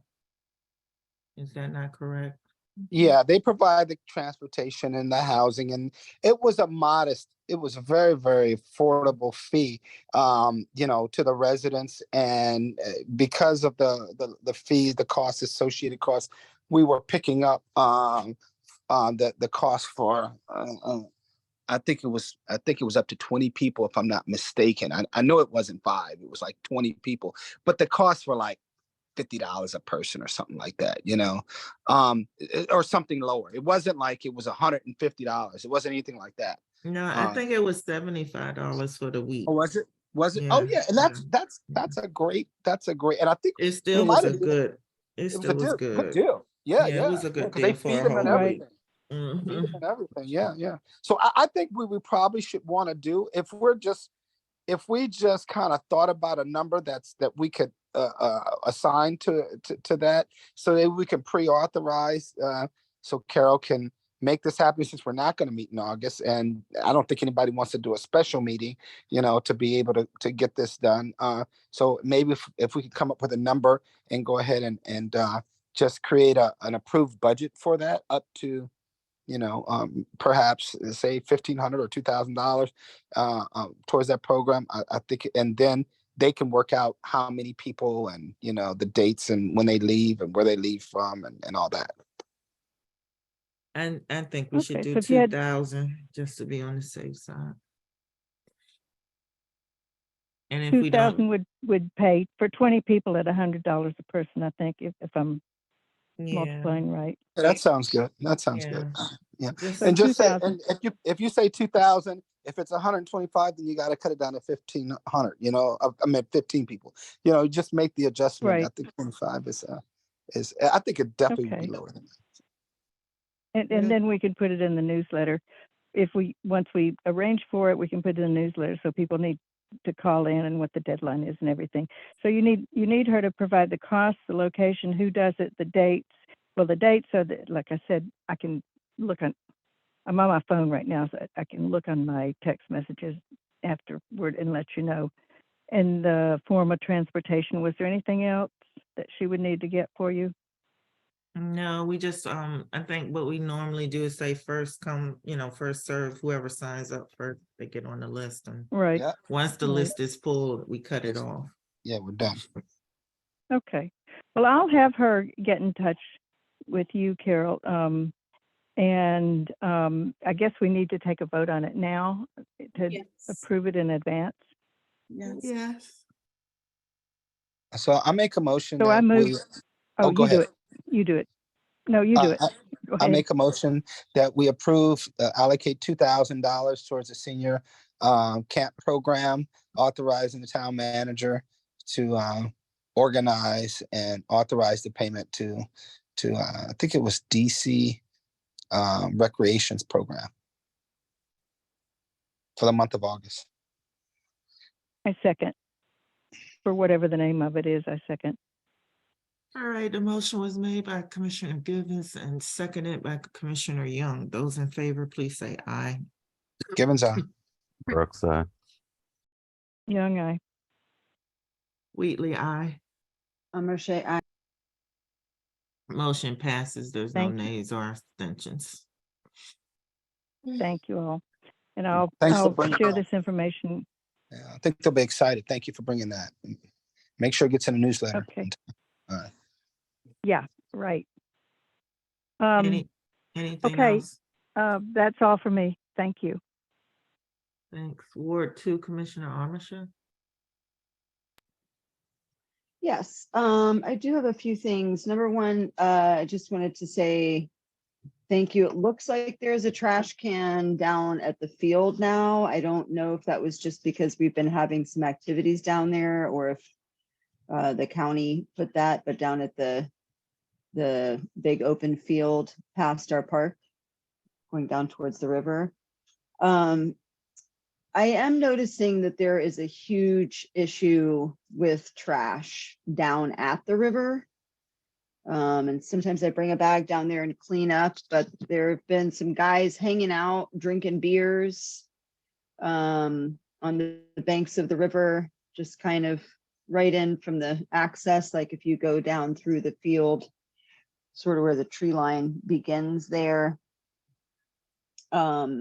And I'm just wondering if there's anything, if anybody has any ideas about what can be done about that besides organizing some type of a regular cleanup. There are cases of beer and other trash. I've filled up almost a whole garbage bag one day, and within a week or two, it's back. And I've seen them down there. Seems like especially on Saturdays or Sundays. So that's one question I have, whether there's anything that we can do about that. I got a great idea for you. And I thought about that same thing because I walk the dog too. Mm-hmm. Maybe if the commission could put together just hear me out, a program, a walk the dog. I don't know what you want to call it. Walk the dog and pick up the trash.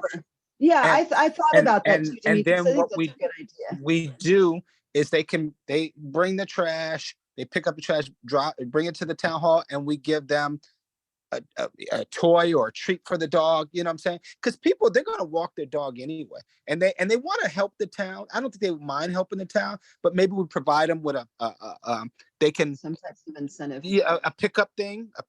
We give them that in a trash bag and then whenever they walk their dogs, when they, put some trash, bring some trash up to us, we give them a bag of doggy treats or a doggy toy. I think, we need the help, and I think that's a great way, and I don't mind doing it if the town would support something that's beneficial to the dog, I yield back. But I thank you for that. That's a good idea. That's a good point you brought. I've been meaning to bring it up. Yeah, well, I like that idea of providing some type of an incentive for individual citizens just to pick up trash when they're out on a walk. I also thought, I could spearhead, or if anybody else wants to, or else I'm happy to, maybe a once a month, like, river walk and cleanup. I know it's not technically, if I remember correctly, I think that's not technically our property. That's county property. Is that right? Correct. But it's still something that, all of the Cottage City citizens enjoy. So, I'm sorry, could I jump in here real quick?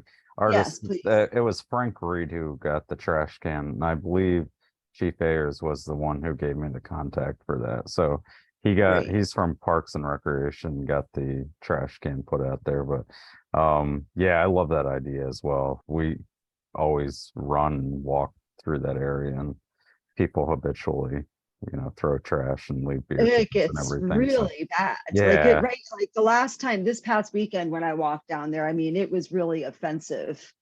Yeah, and then but- as the waters rise and lower Yeah. and rise, it takes all that that goes trash in. and Exactly. spits it down. So that's always every year when we have the cleanup day, it's terrible to watch that. So yeah, any kind of program I would be very supportive of as well. Maybe we could also write up a little, just, a little plea or educational piece.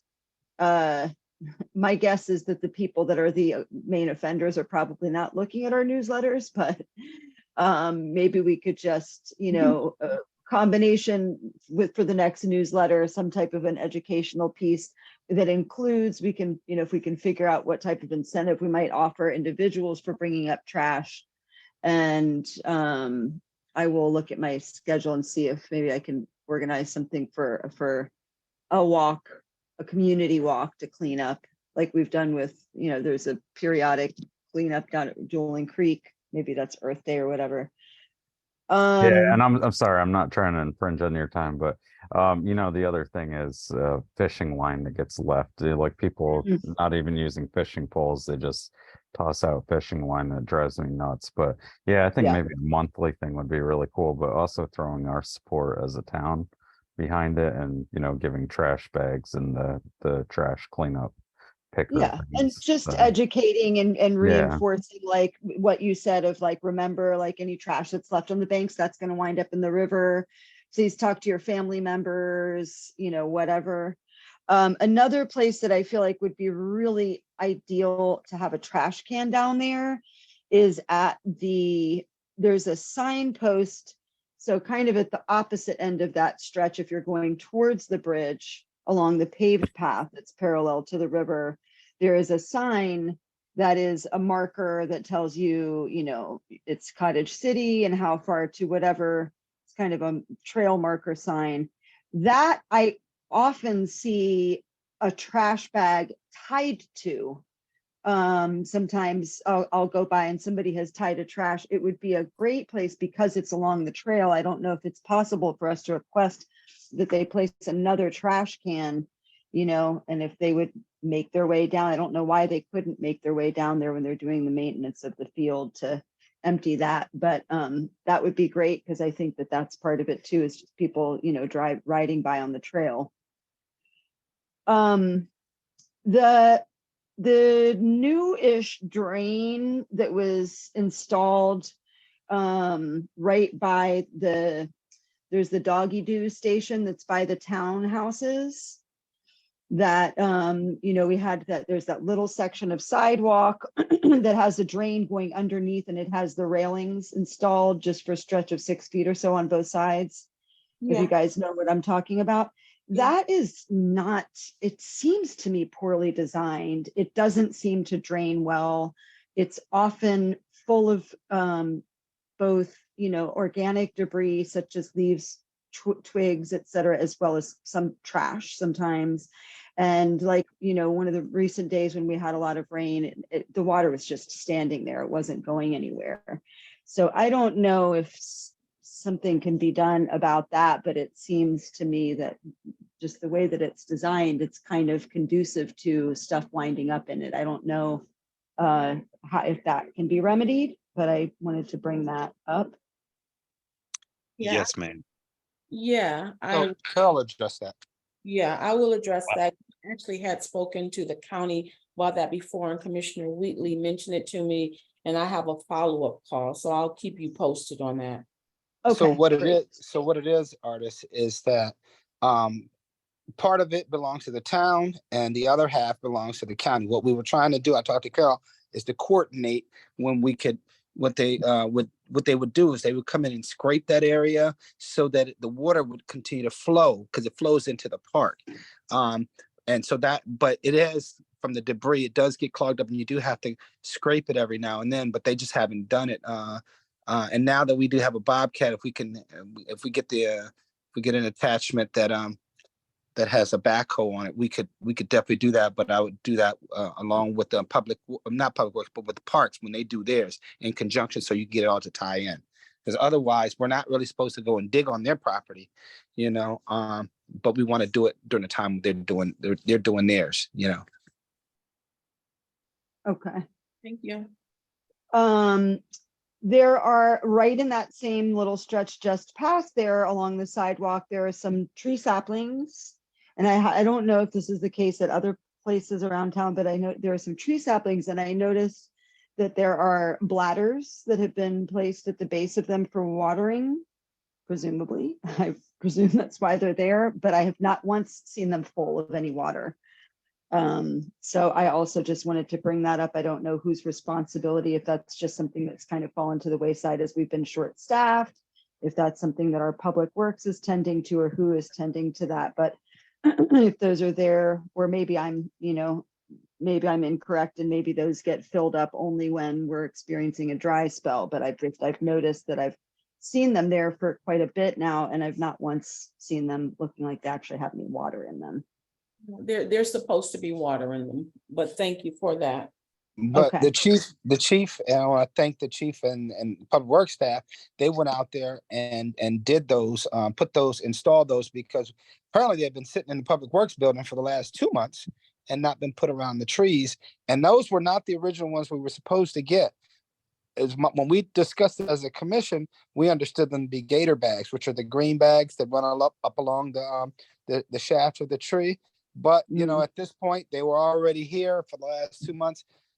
Carol brought it to our attention, to my attention anyway.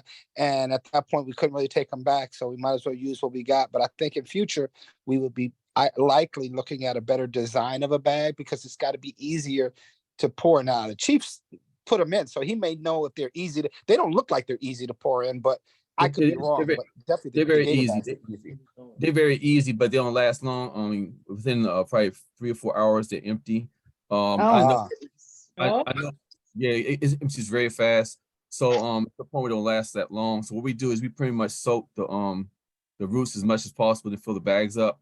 What Public Works have done with Mike Folks is they be doing it like the days that we don't have rain. So when we have rain, we don't mess with them. We just use natural rain. And then when we do have drought spells like tomorrow, they're going out tomorrow morning. I know I spoke to him. He's going out tomorrow morning to fill up the bags and soak the trees again tomorrow. So we're just trying to do it when we have to, and use the rain when it rains, and then come through those days as dry spells, like 3 or 4 days of heat. We try to go out there and water them. Understood. That makes perfect sense. Thank you so much. But they have been doing it, and they've been doing a good job with it. Great. My only last question is revisiting the questionable piece of playground equipment. I'm sure at this point we cannot get that deinstalled and have, I'm not sure, but I had asked whether that was a feasibility. I think that the installation of that was probably just as intensive as everything else, but alternatively, I would love it if we could at least get some type of a video demonstration, or guidance from the playground company or something as to how that is intended to be used, because I still just, I see it as a waste of space. I don't see anybody engage it. I see kids walk up to it and touch one of the big shaped beads and walk away. There's nothing exciting about that piece. So I don't know I know we've had a lot of other more pressing business going on, but I just thought I would bring that back up, and that's all I have. If anybody wants to speak I to can that. respond to that. I did reach out to Metro Recreation and about that, having that discussion. And I told him that, just thinking you might want to be part of that discussion. That was before he went to MML and I went to MML. So I did continue that. So I will reach out to him again because he was amenable to doing a Zoom meeting to discuss it. Okay, sounds Right. great. I apologize you. for not getting back to you. All good. Thank you so much. That's all I have. Carol, a question in regards to the tot lot. There was some equipment that had damage to it. Did you talk to him about that? That's going to be part of the conversation as well. I just wanted to just address all of it at one time. I think we were going to try to set up a meeting this week, but he did not get back to me, so I'll follow up with him again. Okay, and the two poles that were part of the original equipment, is it possible for them to put a gloss on it so it looks newer? Because it really stands out that that's old equipment. All right, I gotta go look at that. Okay. Put gloss on. Okay. I'm sorry, I do have one other. And then maybe Go ahead, it's just Ann. on tot lot, maybe also try to clarify about, how we would get the new surface put in, whether that would be our responsibility to pay for that extra, or what the situation is with that. And Artis, you probably know more about that anyway. We're gonna need, if we want to replace the mulch with one of those rubberized surfaces, which I would prefer would be one of the permeable ones. From my understanding of the discussions that we've had with it so far, we need additional funding for that, and maybe we can see if there's another grant available to cover that cost, because the cost of that alone is going to be probably about the same amount as what we paid to put the playground in. It's probably, depending on how much ground we cover, if I remember correctly, it's in the range of $50,000 to $70,000. It's not cheap. What is your best day to meet? Who, me? Yes. It's unfortunately for me, it's all over the place because it just depends on when I have clients that book sessions with me. Sometimes my daytimes generally are fairly flexible. Evenings are a bit more challenging for me. Got it. Okay. And also with regard to scheduling, one other thing I've remembered, we had the tour for the firehouse was going to happen, and then he had to cancel. Have we heard anything back from him about rescheduling that walkthrough? Yeah, I did reach out to him and I have not heard anything back. I think it was like a serious medical issue and he's been tied up with that, but I will reach out again. Okay, thank you. All right, so getting back to the agenda, I don't really have anything to report out, but I do have a question. Carol, have you heard back from Park and Planning in regards to the upgrade to the park on Bunker Hill? I have not heard from them. I will reach out to them. As a matter of fact, I was Angelica and I with Neighborhood Design Center we were talking about it and she hadn't heard anything either. So I think we need to circle back around to that. Yeah, we need to hear what's going on. At one time, we were supposed to have a follow-up meeting, but I don't think it ever got scheduled. Yeah. Well, can you just check on that and get back to us, give us some updates on it? All right, moving on, Ward 4 Commissioner Givens, anything to report out? Yeah, just a couple of quick things. I did notice that there are a few lights that are out again. first of all, the lights coming across on Bladensburg Road, I know we have to notify State Highway. If we can get that notification made, they're all out. I don't know if the circuit breaker broke on them or whatever, but they're all out. But there's some street lights that, as you come into Cottage City, on Bladensburg Road, there's like 3 of them out. There's a specific light out on 42nd as well. But with that said, I think it's helpful, especially in this time where we're kind of short of we're manpower. If the commissioners would just do a cursory name of their own wards, once a month, and so that they can report out specific issues or concerns that are directed to their wards. I see stuff because I'm going to the store, but it's not necessarily my ward. But at the same time, I'm just trying to be courteous to everyone. I would say also, as far as the flooring was put in the town hall, if you haven't been up there, I hope you guys go up to take a look at it. It looks good. The painting looks good. They came in, put the countertops in. That looks good. I went in on Tuesday and I put in the faucet and the plumbing underneath. There's still going to have to be some minor adjustments in regards to the placement of the refrigerator and the freezer. So that's still coming. A couple other minor adjustments that I'm going to be needing to make is the installation. To take the doors off of a couple of doorways because there's a transition, and shave the bottom of those and put those back on. So I will need like Mike Reed's help, taking those off when I kind of can work with the town manager and scheduling that, because I know what you guys have planned for him. But and I can work with them as my schedule along with what your planning is for him to get that accomplished. I need to I don't have a problem coming out and helping if you need me to come and assist with the cutting of these tree branches and the low lying names, but ultimately got to get it done. So if it means, and we don't need a lot of people, it's just basically two people. I could cut it with the pole, when you're walking, and get some of those areas cleared, and then the other person just throws them in the back of the truck. So I would only need one other person to do that. The fencing for the top lot, Anita, if we could, do we have any update on the fencing for the top lot from the town manager? I don't have an update at this time. Okay, well, just something we're continuing. We don't want to forget about it. I know you're doing a lot, so and I know that you need help, so that's why I'm trying to help where I can with the time that I have, and John and I have had discussions, and he's willing to help where he can to be able to assist in some of the things, because we understand there's a lot that needs to be done, and we're all trying to play a role and to making sure on behalf of the town. So, but I just don't want that to drop off. The other thing is that there's a sign, and I'm not asking if Commissioner Armache is willing to do it, and then after it stops getting hot, that would be amazing. And I said I would do it, but I probably don't have the best hand as far as fine painting.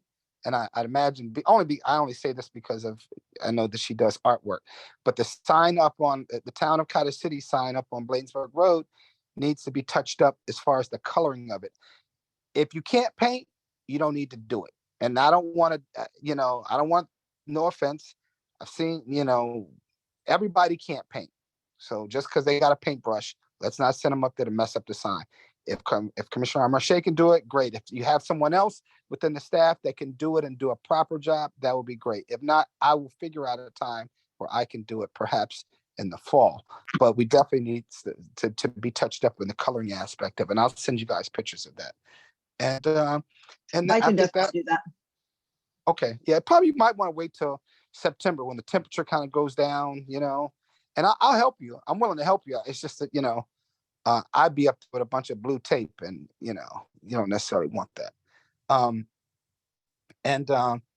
Yeah, I think that was pretty the doors and the streetlights. Yeah, so I think that was pretty much it. I want to compliment the staff, Public Works staff, and Mr. Foltz and the chief for getting that lot, the Public Works lot. It looks 100% better. You know, still some more work needs to be done on the inside, but I know it's a work in progress because you're trying to do everything else. So probably, you know, eventually that will all come together. But I can definitely see, anybody's been down and can see a definite improvement. So but yeah, I think the town's starting to look good, and I think we need to continue in that direction, you know, in that vein. So thank you. I yield back. Can I comment on one of the things you said? Sure, go ahead. Well, about the street lights, I'm still monitoring those. So Corporal Thompson and I have a system where he reports back to me on what lights are out. Like a couple of weeks ago, all the lights were on, so they come and go. So we're taking note of the ones that come and go so I can alert Pepco, because that means they're about to go out. But just so you're aware, we have an ongoing monitoring of the lights. Yeah, I just thought I'd bring it up because I noticed at least 4 and 2 blocks, and I didn't go and do a survey of the whole town. So I just wanted to kind of bring that up. So, you know, you could definitely get those on your list and get them addressed. So.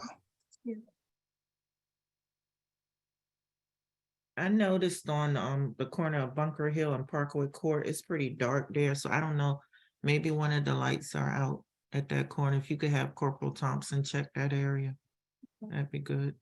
He's on leave right now, but I'll find out who's patrolling at night. Okay, whoever I is can patrolling. take care of that. I'll take care of that. Okay, thank you. All right, moving on. Commissioner Brooks, anything to report out? Not a lot for the interest of time, but I've been kind of walking throughout town trying to look at any kind of county issues and documenting them. I think in the Glenn Ivy meeting with his staff at MML, you know, what they were recommending was we get as many 311 requests in, and that they kind of monitor that. So I've been going throughout town, putting in a fair amount of requests for issues that, you know, just keep going, like the one at the end of Bunker Hill at 4300 Bunker Hill, where the water is just sitting there stagnant. So I've been trying to put in these requests, but if anybody sees anything, feel free to send it to me, and I'll be happy to put in a 311 request. Other than that, just trying to this week get quotes for the I think William Knight's request for speed humps. So I think that's pretty much it. Thank you. All right, thank you, everyone. Could I say something? Yes. John, you just reminded me. Apparently, I probably people have seen the TV about flooding in Vermont. Apparently, they're predicting a whole lot of rain coming here. And you just reminded me that a few years ago, I saw a map that showed where the flood zone is here, and 43rd is in a flood zone. Hopefully that barrier, dike or whatever you call it, that's built up there that the walkway is on will prevent that. But that is an area that's subject to flooding. So just so people will be aware, hopefully we won't have to worry about it, but yeah, and I've it been is in the taking flood pictures zone. of drains as well, and trying to put as many tickets in as possible, because I think Glenn Ivy's office told us at MML, like, keep putting them in because they look at stats, which I understand the stats. So get as many in. If we have to follow up on it, we'll follow up on it, and then contact their office and say, hey, we put these many tickets in, still nothing's being done about it. Yeah. I think levy, that's the word I was looking for, but thank you anyway. They raised the levy, just so you know, they raised the levy another so many feet a few years back. But one of the things that prevent the houses on 43rd, they got what's the name for Miss What's the name's house, who's now moved. But that's because if you don't scrape that, and I talked to you about it, John, it just needs to be dredged right there at the end of Bunker Hill, very Right. end, so that water doesn't back on. It's because it's filling up with what's the name now. So Yeah, And that's, Right. the county that's came part of the out. problem. They come through and then they don't Yeah. maintain it, which we've all talked about. So I think just documenting it. Yeah, county came out 2 weeks ago to assess it. I spoke to one of their supervisors while they're out there, and they said they're supposed to be coming in and probably drag it out in a couple weeks. That's the dead end of Bunker Hill. Yes, thank Yeah. you. That's good Yeah, to know. that does 'Cause- collect water down there. and they get really frustrated. I mean, with the mosquitoes and everything else from, Right. I took a bunch of pictures and it's just standing water at the end of the street. Yeah, it was right before Right. the fireworks display. I think it was like that week before they were out there assessing it and taking pictures. Oh, that's good. Yeah, I put in the ticket maybe like 4 days before that. Yeah, that's why it probably Very came out. cool. All right, Thank you for that. no problem. Is that it? Mr. Brooks? Oh, yes, that's it. Thank you. Okay, thanks. So we had a closed session on the agenda tonight.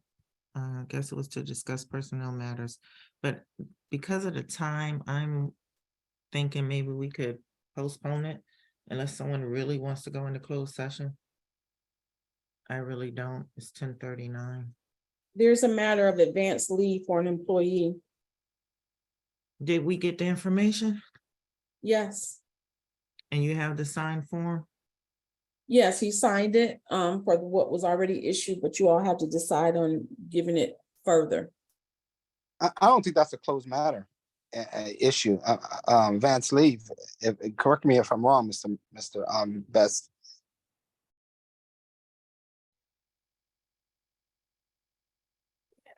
Yeah, it's a In personal the matter clo- about one individual.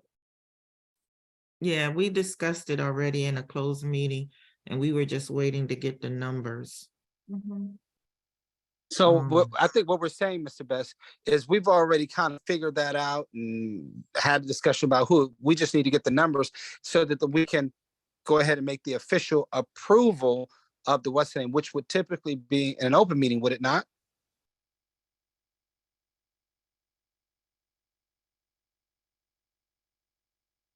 If you're talking about one individual employee's personnel matters, that's a matter for closed session. If it's a general policy issue, that can be done in open session. So then that means we gotta go into closed sessions, so it should be really quick. Okay. All right, long as you have the numbers in the sign form and we can take the vote real quick, then I'm willing to go into a closed session. But it's getting late and I'm really getting sleepy. Let's see, there's nothing else to discuss. We need to go into a closed session, so I do have the form. God. Thank you, Senator Augustine. Yes, thank you, Senator. Appreciate you hanging in with us tonight or hanging out with us tonight. Let me just get to this form. I hate when this thing goes into full review. Let me get that form up. Right, this is the new form that, this the new form? This is like the old form.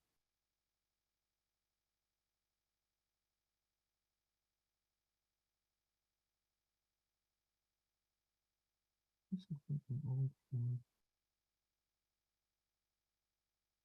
Here's the new form.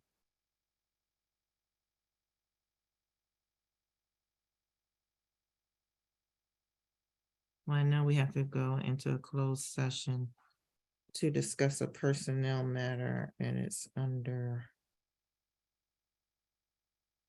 What's the article? It's under Article 10-508A. So this is for the appointment, employment, assignment, promotion, discipline, demotion, compensation, removal, resignation, or performance evaluation of appointees, employees, or officials over whom it has jurisdiction, or any other personnel matter that affects one or more specific individuals. So that is the authority that we have to go into a closed session at this time. Is there a motion to go into closed session at 10:43 PM? So moved. So moved. Jane- Okay, who made that motion, please? I And think I did, but Was that Commissioner Young? yes, Okay. Is there a second? Emershade seconded, I think. I'll second. Commissioner Armache, did you make the second? Yes. Motion has been made by Commissioner Young, seconded by Commissioner Armache. Those in favor, please say aye. Givens, aye. Brooks, Young, aye. aye. Marche, aye. Wheatley, aye. No nays or abstentions, motion passes. We're in closed session, it's 10:43 PM. If you are not part of this discussion, please exit the meeting. So we are back in open session at 10:56 PM. Those in attendance were the 5 commissioners, the town manager, and the town attorney. We did go into closed session under Article 10-508A. We discussed a personnel matter related to an employee who requested advance leave. There was a motion made to approve the employee's request. The motion passed unanimously. The town manager will make sure to communicate that information to the employee and make sure that that information is updated in the payroll system. All right, and again, we discussed employment, assignment, promotion, to the discipline, demotion, compensation, removal, resignation, or performance evaluation, appointees, employees, officials in this jurisdiction, or any other personnel matter that affects one or more specific individuals. Nothing else was discussed, and we came back into open session at 10:56 PM. So that being said, I don't think there's anything else for us to cover tonight. I will entertain a motion to adjourn at 10:58. So moved as So read. moved. Thank you, Commissioner Givens, for Second. making the motion. Thank you, Commissioner Young, for making the second. Call for the vote. Those who agree, please say aye. Givens, aye. Young, aye. Brooks, aye. Marche, aye. Wheatley, aye. There are no nays or abstention. The motion passes. We are now adjourned, everyone. Thank you and have a very good night. Thanks. Have a Thank good you all. night. You too. Good night.